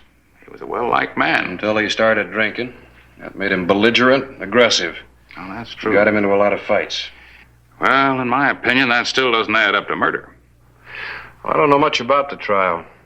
What was the murder all about? A fight. He and his partner had a fight over the Oriental. Had to be separated. Yeah, it says here that later on the Dickersons found Harper standing over Carney's body with a gun in his hand. Yeah, that's what it says. Oh, now, look, Harris, you know better than I do. You can go back and check the records of any trial and find reason to believe a man's guilty or innocent. But this one, I don't know. You ever seen the inside of Yuma prison, Clay? No. A row of black caves, complete with iron doors and chains. Must be bad enough for a guilty man. But for an innocent one. Well, I'm willing to give anybody the benefit of the doubt. This time I agree with the verdict. All the evidence didn't come out at the trial, Clay. There was a missing witness. A dance hall girl named Laura Coleman. She could prove that Harper didn't kill Carney. He couldn't have. She had his gun. Harper gave her his gun.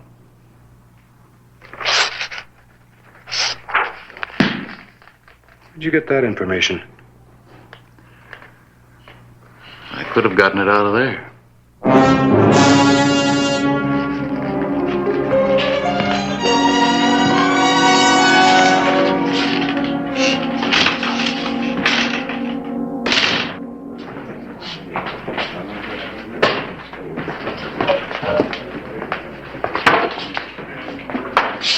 Oh, Mr. Clyburn. Something I can do for you? I need a little information.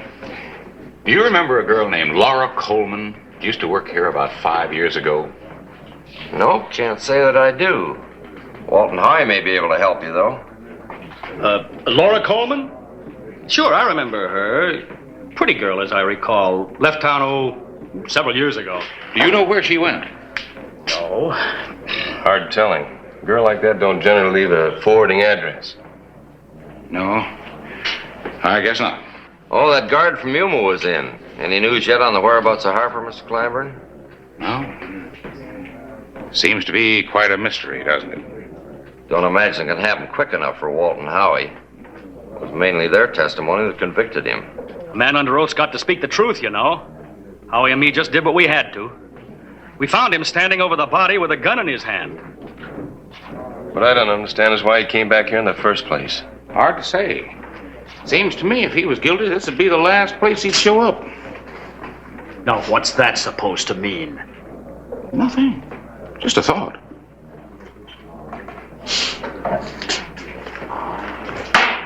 Well, Harper don't scare me none. Would me. 5 years in prison can warp a man's thinking. No telling what he has on his mind. Could be he escaped prison to get revenge. Seems to me the fight started over a poker game. Do you remember who else besides Harper was in the game with Carney the night of the murder? Oh, let's see. There was Lou Knowlton, Mike Craig, and Howie and Walt. Yeah, Walt was one of the big losers. I guess it was kind of lucky Vince Harper got caught so quick. Otherwise, you two might have had some tall explaining to do. You got a big mouth, editor. If you don't keep it closed, I'll earmark you. Just like one of my steers. Now, you don't want to get into any more trouble. What do you mean, more trouble? Give me a bottle of whiskey. Yes, sir. Oh, put it in the sack, will you? Anything you say, Mr. Clavering.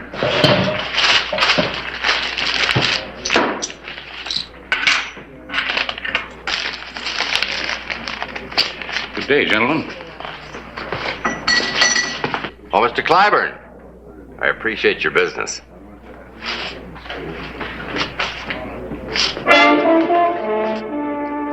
The night of June 19, 1885.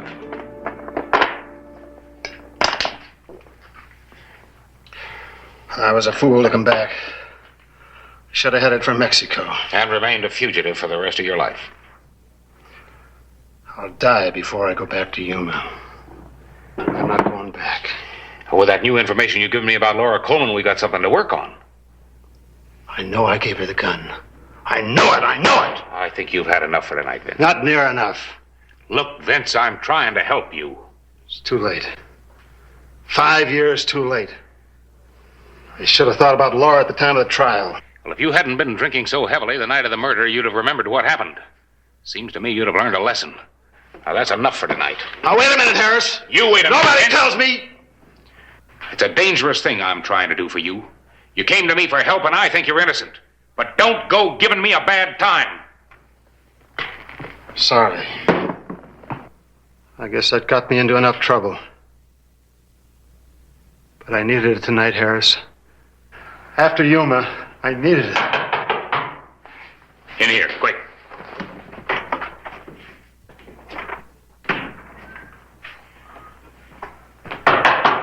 I'll be right with you.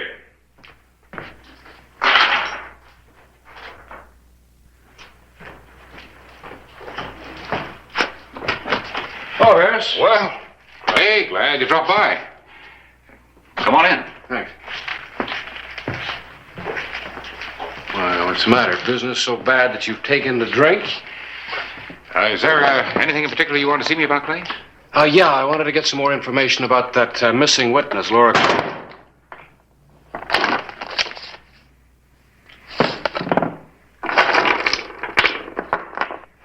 All right, Harris, what's going on? Well... Now, stop playing around and tell me the truth. I have nothing to tell you, Clay. Well, let's talk about Vince Harper. All right, what do you want to know? He hasn't been found yet. I got an idea that somebody is shielding him. No matter what the reason, that's still harboring a criminal. Clay, we've known each other a long time. Long enough to trust each other. Yeah, I thought so, too. Looks like I was wrong. Yeah, you're wrong. You're wrong about Harper. Just this once, as a favor to me, forget what you know. I'm sorry you asked that. I'll be personally responsible. Just give me a little time to uncover some facts. Where is he, Harris? Clay, he's innocent. I know he is. Give me just 1 day to find out. You've turned up some new evidence? Yes, I think I have. And if I can find Laura Coleman, she can prove that Harper didn't kill Carney. It's kind of late in the day to be pulling witnesses out of the hat, isn't it? Vince was drunk that night. At the trial, he couldn't remember what happened. But he knows now. He knows he couldn't have killed Carney because he gave Laura Coleman his gun. Give me just a little time to find her. I'm sorry, Harris. I've got a job to do. Well, I've got a job to do, too. A newspaper has a duty to fight injustice and stand up for people who have no one else to turn to. Vince will die before he goes back to Yuma prison. Give me 1 day. 1 day to find out what happened to that girl.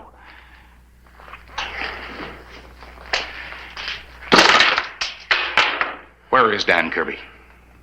He's in Naco. But it'll take 24 hours for you to notify him and for him to get back. Give me those 24 hours, Clay. I'll vouch for Vince. I give you my word.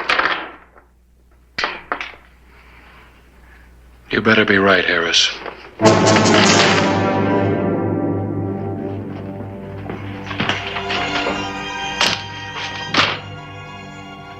During the next 24 hours, I tried desperately to get a line on Laura Coleman.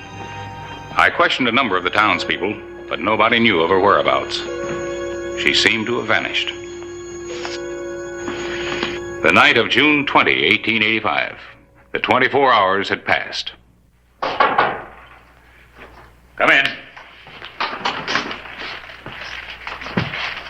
Time's up, Harris. I've got to take him into custody. Clay, give me just a little more time. We made a bargain, remember?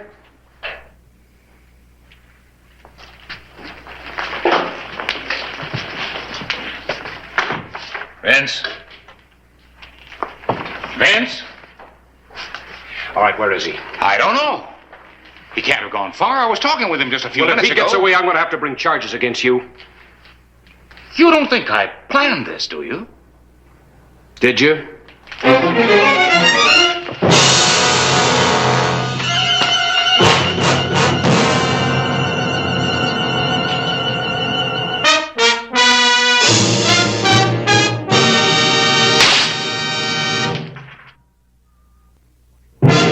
June 21, 1885. Dan Kirby had returned to Tombstone to pick up his prisoner. A convicted killer, and you let him walk the streets. What kind of a lawman are you? You've gone too far, Hollister. People won't stand still for this. You can bet on it. I'm responsible for that. I needed time to find a missing witness. I spend a week trailing a killer, and you let him go loose? I think you spent a week trailing an innocent man. Innocent? Every cutthroat in prison claims he's innocent. All right, you're wasting time. Harper couldn't have gone far. Let's go get him. I've had enough out of you, Hollister. From now on, I'll handle this myself. Well, what happened to you? A fella jumped me just outside of town. Took my horse and gun. What'd he look like? Tall, thin, no hat, and a wild look in his eyes. That's Harper, all right. Which direction did he head? South, toward the border.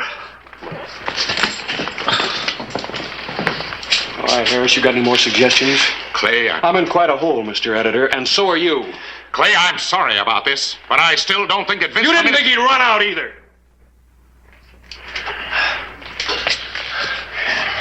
You better go have a doctor look at that.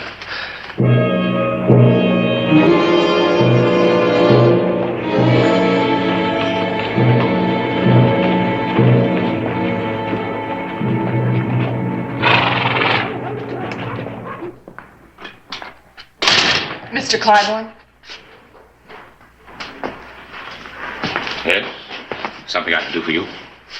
I'd say it was the other way around. I'm Mrs. Andrews. Mrs. Andrews? Laura Coleman. Is something wrong? No. It's just not every day I come back to my office and find the answer to a prayer. I'd hardly say I was that. I read about Vince in the newspaper in Tucson. I just couldn't live with myself any longer, that's all. Well, that doesn't concern us now. I let a man go to prison because I was afraid for my own life. Well, you're here now. That's what counts. Come on inside.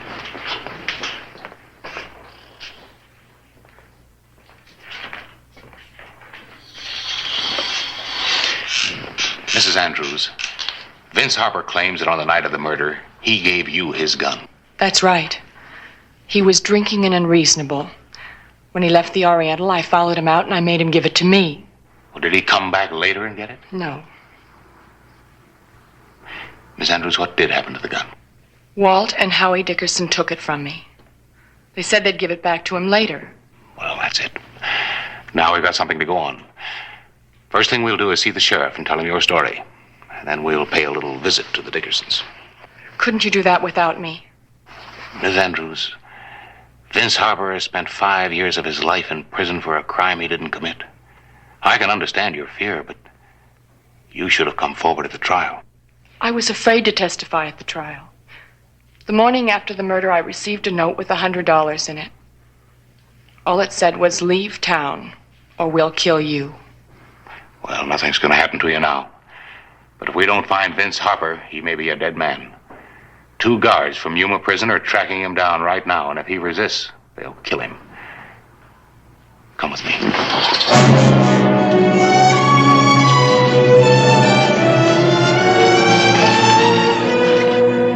One thing. Why did you finally come back to Tombstone after all this time? Conscience? That had something to do with it, not all. I'm afraid I don't understand. I'm married now. I have a home, a lovely daughter. All the things I never thought I could have. My husband doesn't know about my past. And for 5 years, I've been afraid that someone would recognize me and tell him. Now I want to tell him myself. First, I have to help Vince. He's been in prison because of me. Lee, have you seen the Dickersons? An hour ago, they were in the Oriental. Let's go to the Oriental.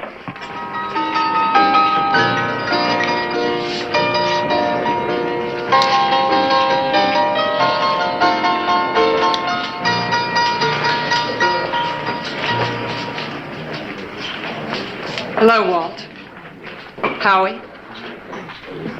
Don't you remember me? I thought you had more sense than to come back here. You scared me out of town once. It won't happen again. That's where you're wrong. Maybe we ought to take a little walk and talk this out. Don't you think so, Howie? A fine idea. Take your hands off the lady, Howie. This ain't your business, Hollister. I'm making it my business. You're both under arrest. For what? Murder of Frank Carney? You're loco. Everybody knows Vince Harper killed him. Everybody but Laura. Whatever she told you is a lie. Sure it is. Nobody believe a cheap dance hall girl.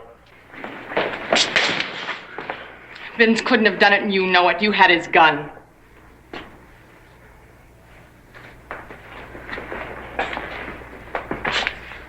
Well, I guess there's enough new evidence to reopen the case.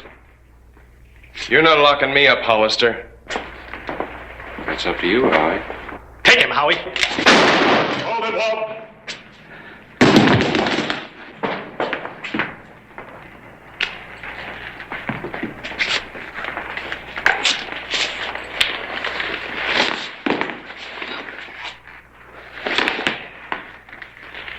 Well, there's one Dickerson won't be going to jail. Now we better find Vince before Kirby does. I'll take care of things here.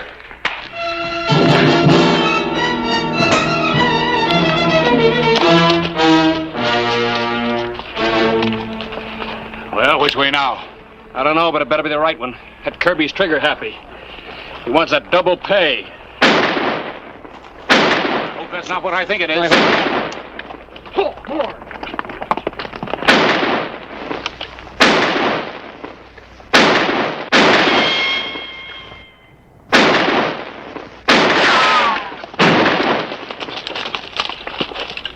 Fire! Get out! Stay out of this, Hollister. I don't want to lose him this time. Harper is innocent. We've got proof.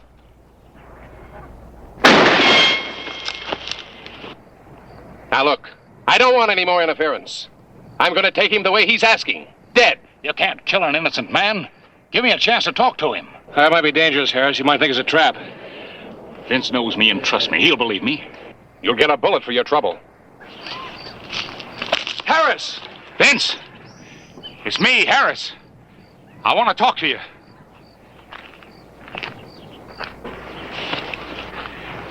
You won't need that gun anymore, Vince. Give it to me. I'm not going back, Harris. I'd rather die here than at Yuma. You don't have to go back, Vince. Laura Coleman showed up. She's identified the real killers. Don't you come any closer, Harris. Howie Dickerson is dead. The sheriff has Walt Dickerson in a cell right now.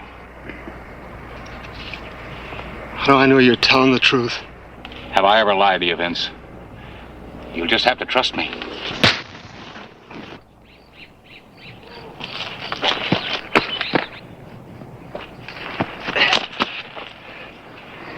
It's all right, Clay.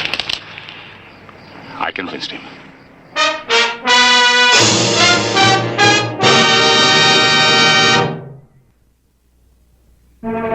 June 24, 1885.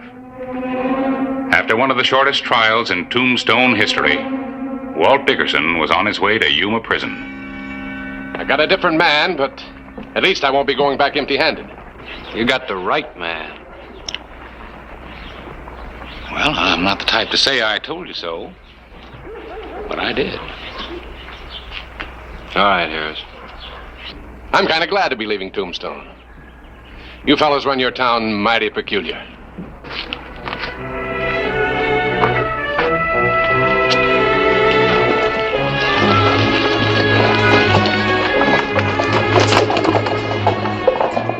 Well, is one of the Dickersons going back to serve out Vince Harper's term? Yuma Prison. I wonder if the one on Boot Hill isn't better off.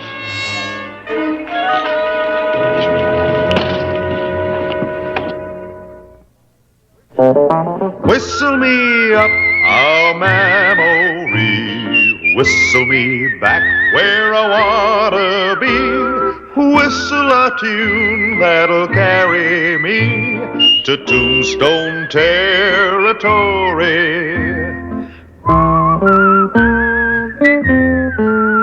If your past has run afoul of the law, it's a handy place to be, 'cause your future's just as good as your draw in Tombstone territory. Whistle me up a memory, whistle me back where I wanna be, whistle a tune that'll carry me to Tombstone territory.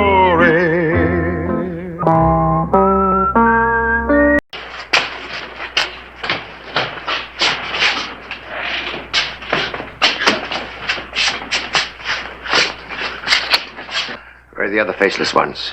Where is Santiago? Where is he hidden?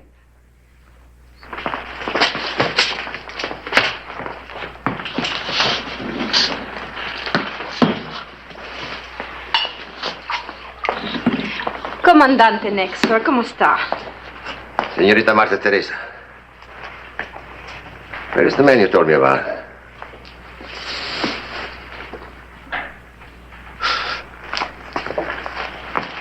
You call this the man?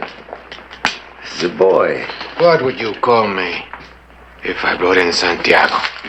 A boy or a man? A miracle worker. A hero. I can get him for you. If you want him badly enough to make it worth my while. Badly enough. Only the simple fact of his body can convince these superstitious campesinos that he's truly dead. I can fight a man. I cannot fight a myth. Santiago. In person. Dead or alive. 20,000 pesos reward.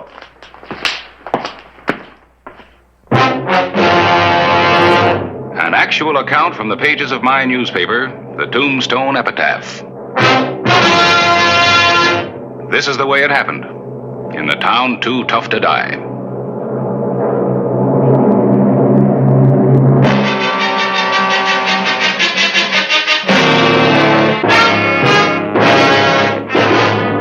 Tombstone territory.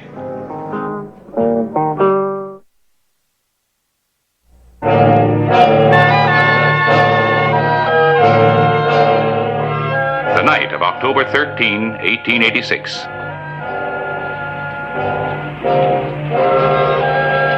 Los Sin Cara, the faceless ones, had reached Tombstone. The territory was to become the unwilling host to the desperate fighters for freedom, or bandits, depending on who you believed.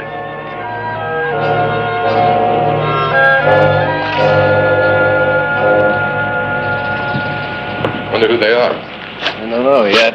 Need any help? No, just stand by.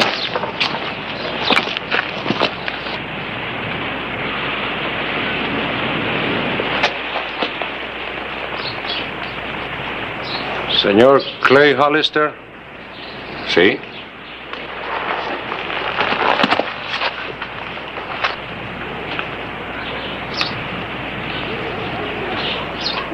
We are Los Incara. Santiago, our leader, said you would know us by his ring. They sure look done in. Bet they haven't had any food or water for a couple of days. Santiago. The leader of the Faceless Ones. You know him, Clay? Yeah, we were schoolmates. Looks like you came across the border to get away from Nexer. What do you want in Tombstone? We need provisions. Santiago said you were his friend, that you would let us go on. Others might turn us back to Nexer to collect the reward. I can't let you stay in the territory. We're hungry. We need food. It's the emptiest wagon I ever looked into. Poor fellows just about sold their saddles. Where do you go? As far as we can. We won't stay in Tombstone territory. This I promise you. You understand that I've got to uphold the law. I can't let you through carrying your guns. It's a law of the trail. You don't turn a man loose without a gun to protect himself. I'm sorry. Bueno, Santiago would not go against you. Los rifles, muchachos.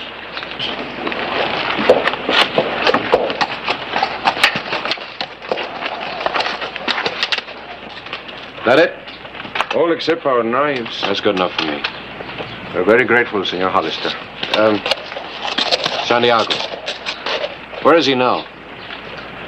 No matter where one is, one's friends are always close. Santiago is with you now. Muchas gracias, amigos. Adiós. Vamos, muchachos. ¡Viva los cercanos! ¡Viva!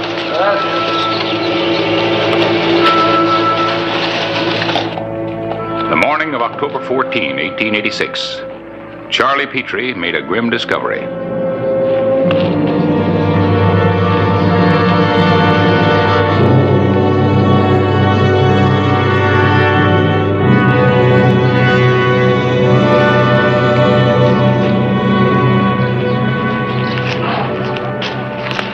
Yeah, it's blood. I guess that wagon wasn't so empty after all. False bottom? Had to be. Guess Santiago was closer than I thought. They must have been carrying him in the wagon. Yeah. Badly wounded, too. Harris, this could be real trouble. If Santiago's as badly off as all that blood seems to indicate, they can't take him far. They'll have to hide him around here, in the territory. Yeah, and if Nexer finds out, he'll raid in after him for sure. I better get to Santiago first. In the afternoon, the trail split, and the marks showed the Mexicans had divided their party. The three horsemen had cut off towards Mexico, undoubtedly in a try to slip across the border. But the wagon tracks continued.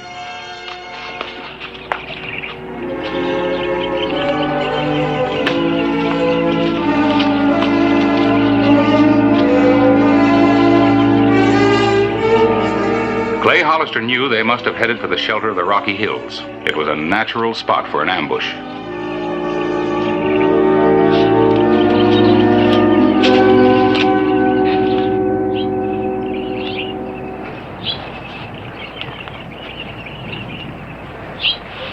Aguilar, move, senor.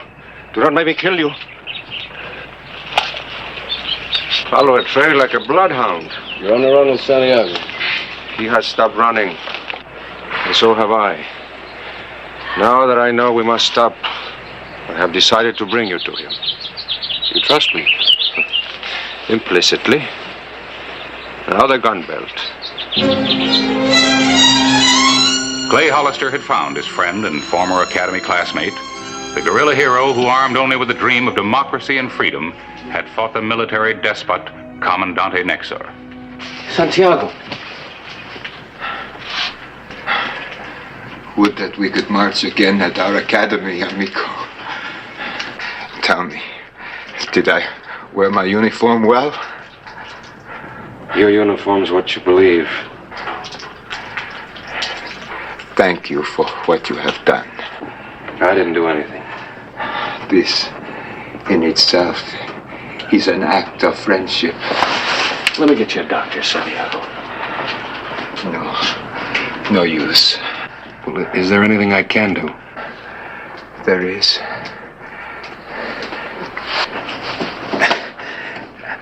Can I ask an old friend a favor? My young brother, Juan, a boy. I was to take care of him. I gave him nothing. No legacy. Your fight for your people's freedom's a legacy. Find him, Clay. Only you can do it. Bring him up to me before I die, to try to make him understand. But I don't know where to look. Aguilar knows. No, Santiago, no. Must not let him know where you are. Juan. Juanito.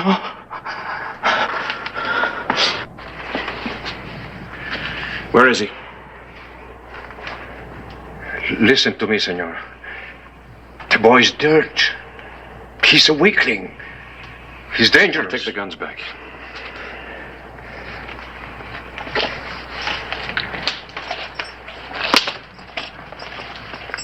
Look for him at the cantina in Naco.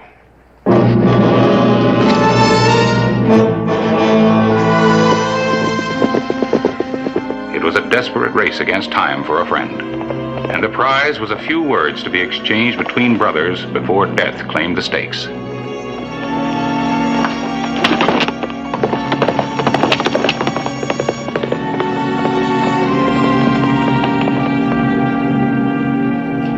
October 15, 1886. Oye, mozo. Give me a chance. Let me show you what love is for its own sake. Leave me alone. I want to dance with you. There's no music. You're my muse. And you're a foolish child.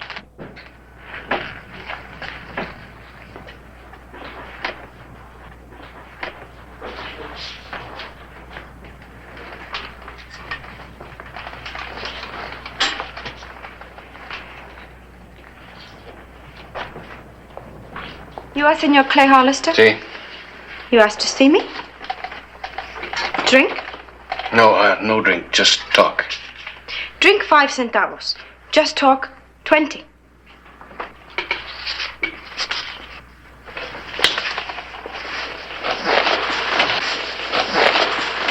I'm looking for a man named Juan. My life is full of Juans. Well, maybe this will help you concentrate on the one that I'm looking for. Suddenly I like you. You may speak about yourself for nothing. My only interest is Juan, whose brother is Santiago. Lo sin cara? See? You lied to me. You told me you were looking for a man. Wait. I think I'm wasting my time. What's your hurry? Santiago's dying. I'm sorry. I was just being cautious. Cautious about what? Well, I thought you might be one of Comandante Nexo's glorious tricks. Santiago's brother would be killed on sight. And you can reach him. Give me a little time. All right. There's a dry wash about a mile from here that forks over the border. I'll wait there until sunup. Silence. It's golden.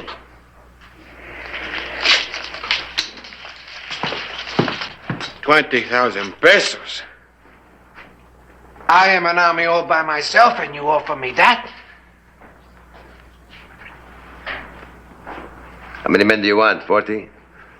I'll give you 4. I want none. I go in by myself. I bring him back by myself. Me, alone. Alone? And if I say no? Then, Comandante, you will never find him. It angers me to hear a boy talk like a man. I'll show you the kind of a man that I am. All right, Marta, listen to your boy, a regular torero, a matador. He offers to bring you the bull's ears, Comandante.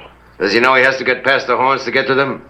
Are you interested in bullfighting or the capture of Santiago? I want Santiago as the main attraction at the fiesta in the plaza. Then I'll bring him to you at my price. 20,000 pesos. Dead or alive. But in the plaza. 80,000 pesos. You offer me 20,000 in the use of 4 men.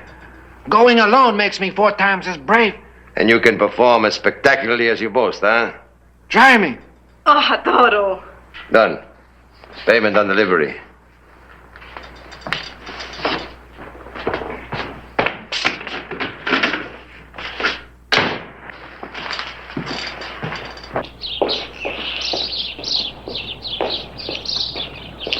Hi, Matador.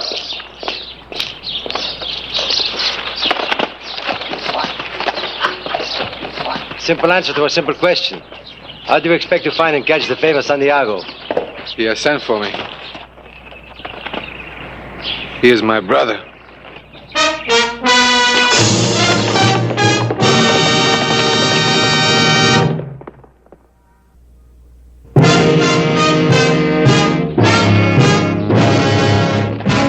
October 16, 1886. Juan was on his way to meet Clay Hollister. Comandante Nexar also had a mission. You promised Juan that you would not follow him. He gave you his word that he would bring in Santiago alone. What good is the word of an animal that believes in nothing? If he'd betray his own brother, what can I expect from him? Can he still expect the reward? Of course, as long as he leads me to Santiago. Who's the man who came for him? A man? Exert yourself, senorita. Struggle to remember his name. I will try.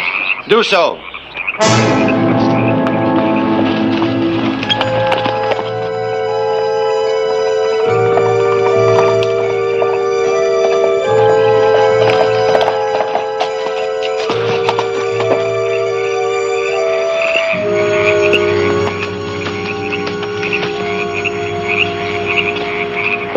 Juan, brother of Santiago? See, prove it.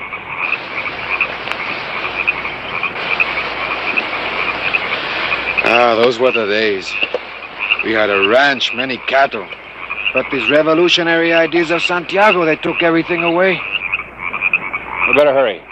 We had everything. We were genuine caballeros, aristocrats. Everybody has to make a choice, Juan. But what kind of a choice is that? To end up dying like a wounded beast in a strange land.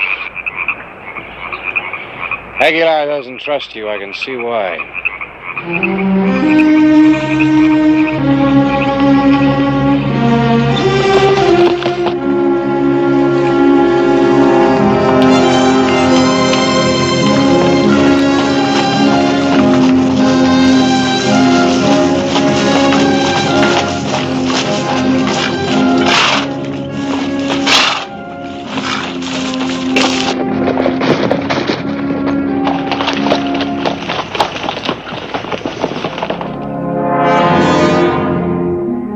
It was night when Clay fulfilled the promise to his old friend. And for Santiago, there would be no morning. This was the end of a hero, a lost and lonely man crying for his brother's understanding. To think it had to end like this. Aguilar.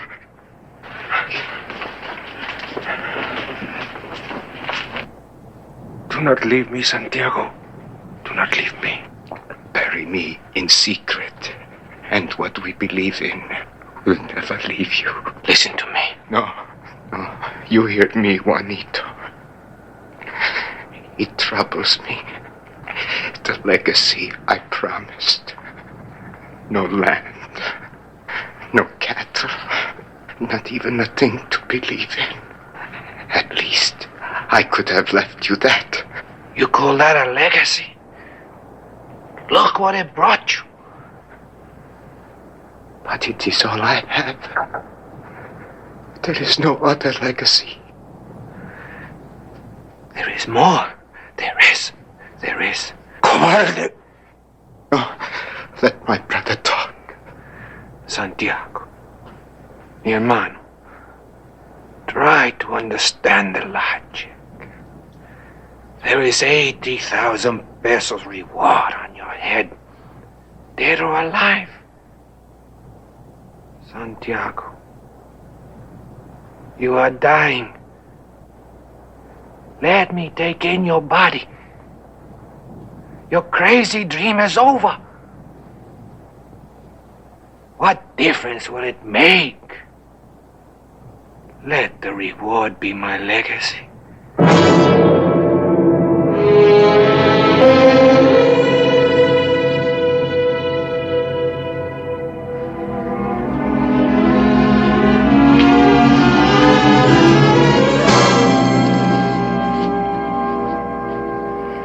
Santiago. He is dead. He's dead. You do this? He is dead. What difference does it make? You gotta understand this. Nexor mustn't find that body. If he does and he drags your brother through the streets, everything that Santiago lived and died for is dragged in the dust. But if he doesn't find that body, he can never prove that Santiago's dead. I asked him. I begged him for the legacy. You think getting permission changes what you did? Juan, we're here. You are right, but you are too late. You did betray him. We know you're in there. Come out. Cobarde perro!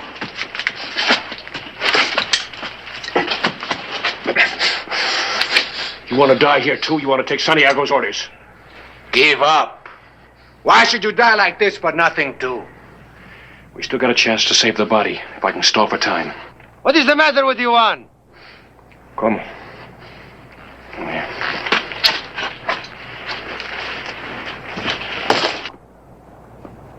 Come out! Listen, get the blanket roll off the other horse. Go out the back way. Hurry. Where? Don't let Juan see you. Come out. All we want is Santiago. Oh, you want your blood money. Your 80,000 pesos. Si, senor. Si. Let's see you work for it. Easy, senor. Easy, senor. Please. Don't shoot! Don't shoot! You say, Comandante, I got Santiago for you. Dead, I suppose.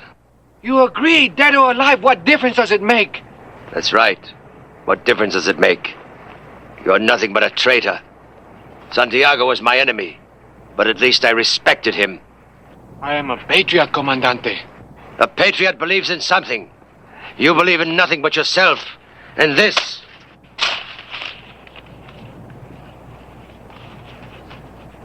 Malta, my legacy. This is for you. This is what you wanted.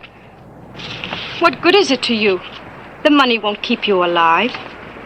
Because of Clay Hollister, Los Ingata will know. It is very dangerous to be near a traitor who is marked for revenge. You're not a patriot. You're a dead dog. Comandante, I am loyal. Believe me. How can I prove it to you? By keeping your part of the bargain. Santiago's in there, we are here. You betrayed your brother. I want to make sure you do not trick me. He is in there. Come, I will show you.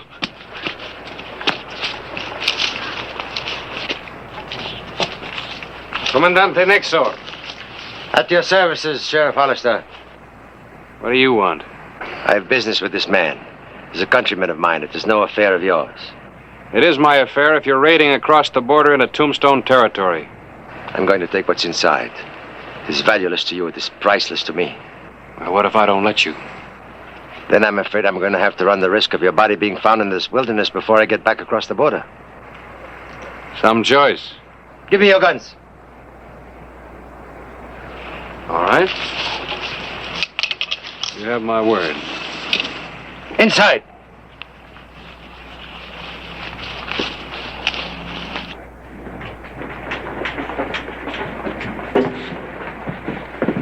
See, Comandante? I keep my word.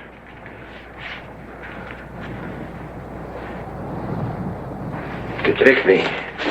No. Traitor, you tricked me. No! A mistake! They tricked me too!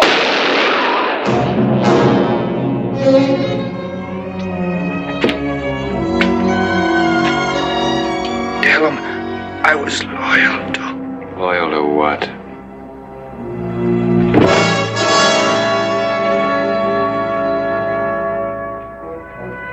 Clay Hollister had succeeded in his mission. Where Aguilar buried Santiago, nobody knows. But there's a legend you can hear in the hills that Santiago still lives, that the man who brought to his faceless ones dreams of democracy and freedom gathers forces as he roams, getting ready to attack again.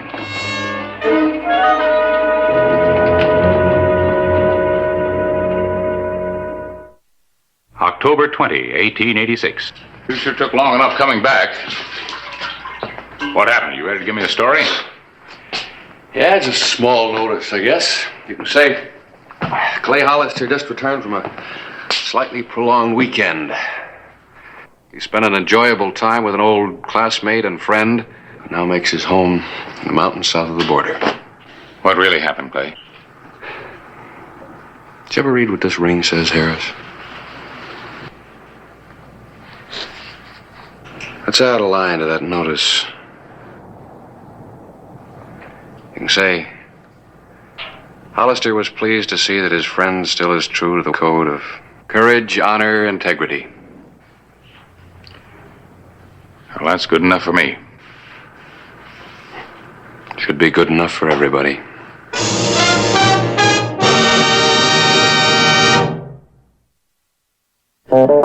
Whistle me up a memory, whistle me back where I wanna be, whistle a tune that'll carry me to Tombstone territory.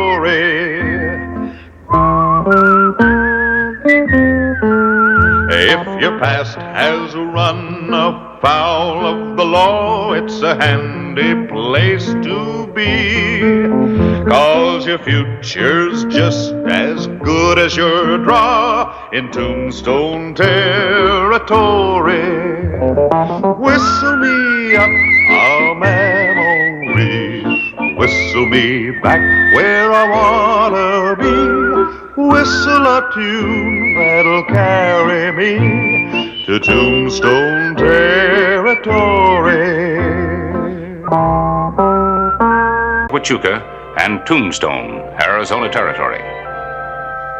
Three grimly determined men struggled with two strange objects to a high point overlooking the pass.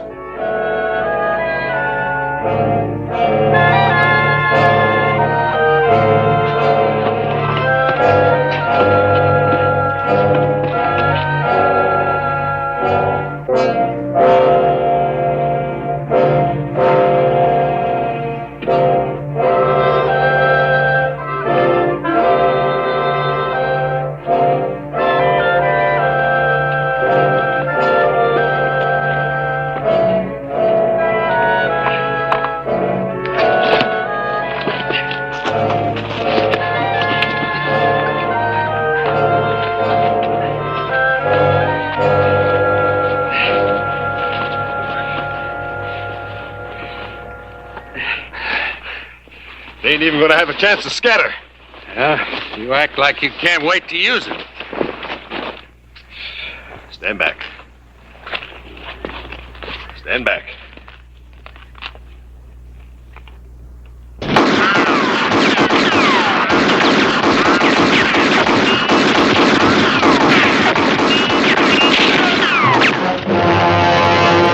An actual account from the pages of my newspaper, the Tombstone Epitaph. This is the way it happened, in the town too tough to die.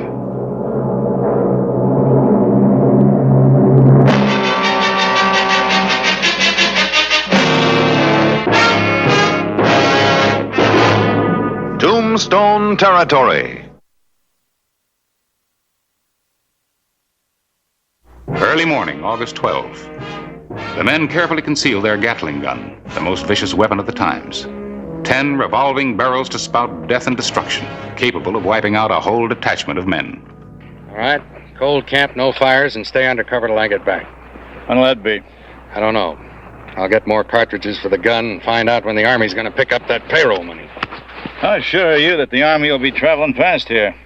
They always use that road. Yeah. I'll be back. Toby. You know, you might get into trouble riding around with that hot temper of yours. Maybe you ought to take me with you, huh? Maybe you ought to get off my back, Quince.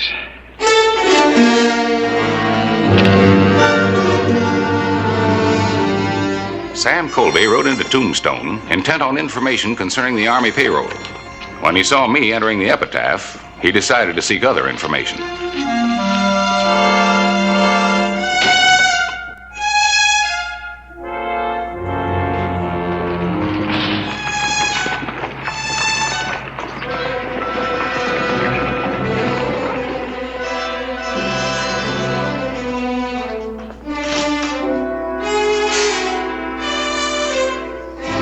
Colby. Hello, Sam. Hello, Clyburn. Been a long time, hasn't it? Yeah, a long time.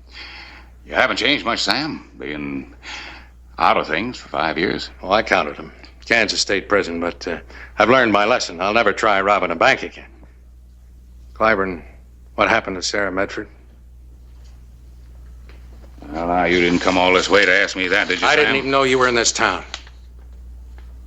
You can't do yourself or Tombstone any good. Why don't you move on, Sam? Well, the last time you said those words to me, we were in Belle Plaine, Kansas. You were running another crummy newspaper there, and you said I was no good for the town. Or for her. I've got nothing against you, Sam. You've paid your price to society. If you need any money... I don't want your money. I want to know where Sarah Medford is. You were her friend. She'd have written to you. Forget her.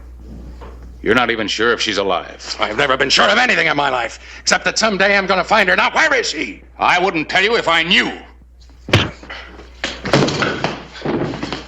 right, now, maybe you... Maybe she's in Tombstone already. Is that it? Huh? All right, what's going on? It's all right, Clay. All right. What's your name? Colby. Sam Colby. There are no charges, Clay. I'm not signing any complaint. Oh, I suppose you two were just breaking up the place for exercise. I'd consider it a favor if you wouldn't do anything about this, Clay. It's my problem. You heard what the man said. It's his problem.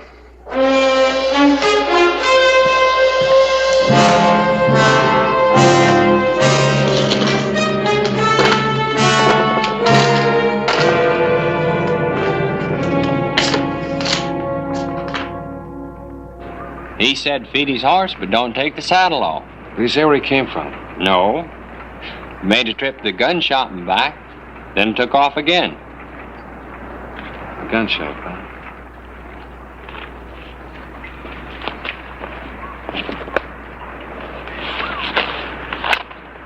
.45-70s. What would he be doing with them? Well, I don't know. The only thing they fit's the old single-shot carbine.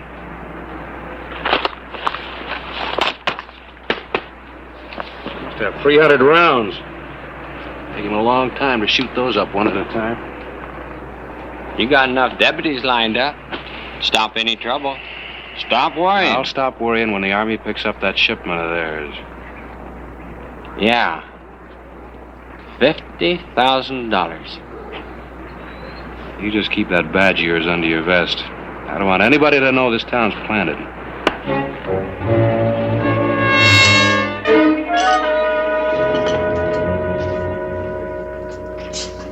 Drown the memory of a bad breakfast.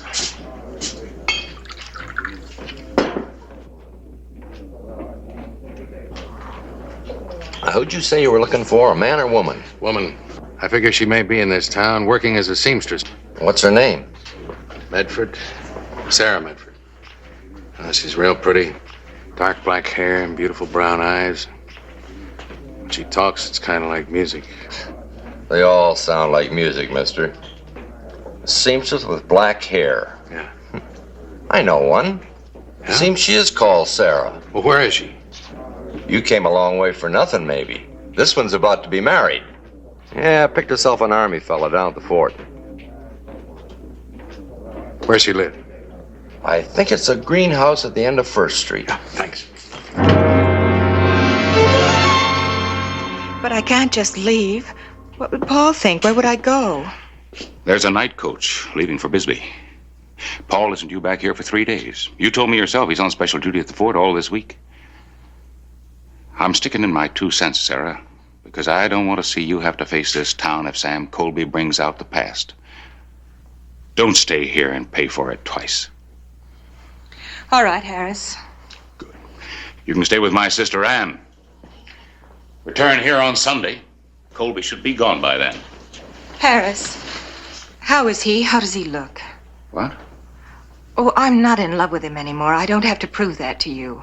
Paul and I are going to start a new life together, and I wouldn't change that for anything in the world. Hello, Sarah. Clyburn, you always lie to visitors when they come to town. Get out. Leave her alone, Sam. It's all right, Harris. It's all right. All right, Sarah.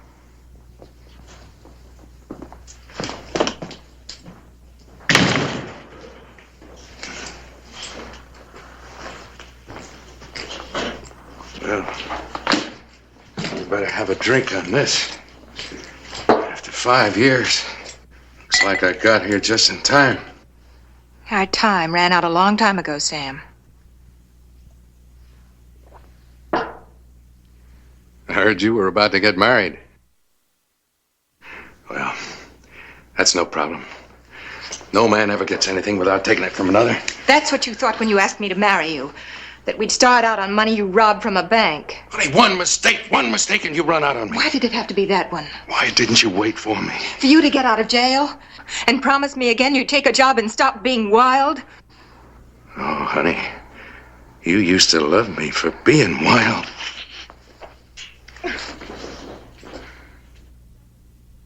So we'll move on. And you'll start over once more. We'll find a new life somewhere further out west. Is that it? We'll make it this time. They'll just leave us alone. Talk about luck. You come into town for one thing and you find another. If you didn't know I was here, what are you doing in Tombstone? For one fancy big payroll, that's all I need. And from then on, it's a straight and narrow for you and me. Well, think of it, $50,000. That'll buy you a lot of pearl button shoes from St. Louis. That'll give you a big red dress with 1,000,000 yards of lace on it. Another robbery? Is that what you're offering me, Sam?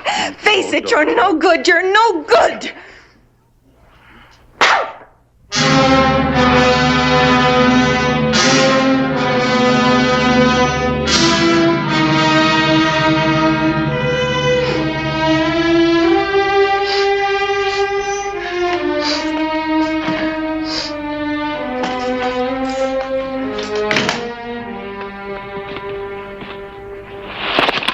Colby said to keep it covered. Why don't you stop telling me what Colby said?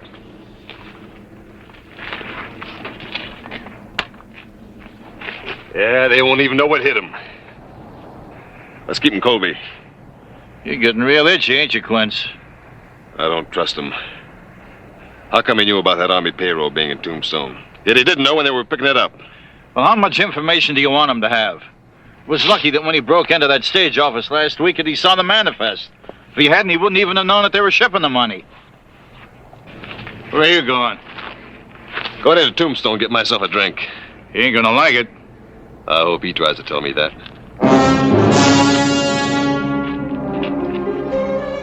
Late morning, August 12, 1886. Oh, Harris. Well, it seems to be going smoothly enough. You worry too much about these payroll transfers. Maybe. What do you know about Colby over there? Well, what do you mean? What do I know?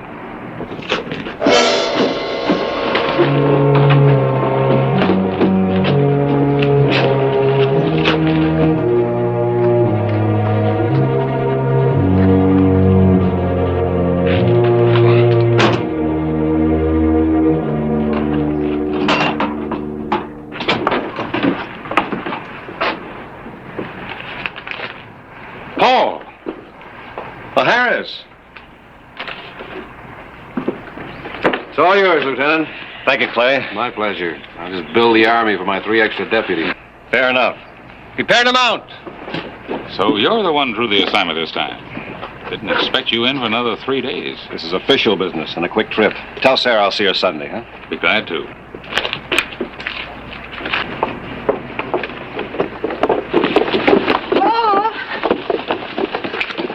Paul. You aren't leaving. I'm afraid so, darling. There really wasn't time to come by. What's the matter? Nothing. I just want you to hold me for a moment. Something wrong? No, I'm just glad to see you. Why are you in town anyway? Quick assignment. $50,000 payroll for the fort. Now I've got to go. See you Sunday.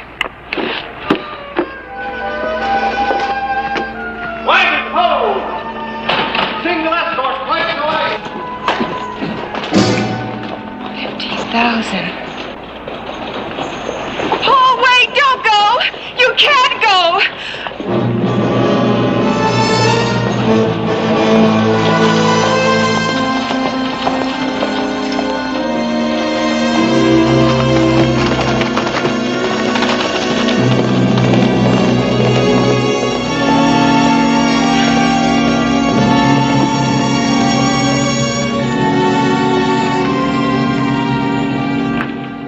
All right, Harris. What do you know about Kobe? Well, I knew him and Sarah back in Belle Plaine, Kansas. Yeah? Everybody thought they'd be married. Then Colby robbed a bank. Some thought she harbored him. He got caught and sent to prison. Anyway, she got a bad name. Well, for a newspaper man, you're kind of close with your information.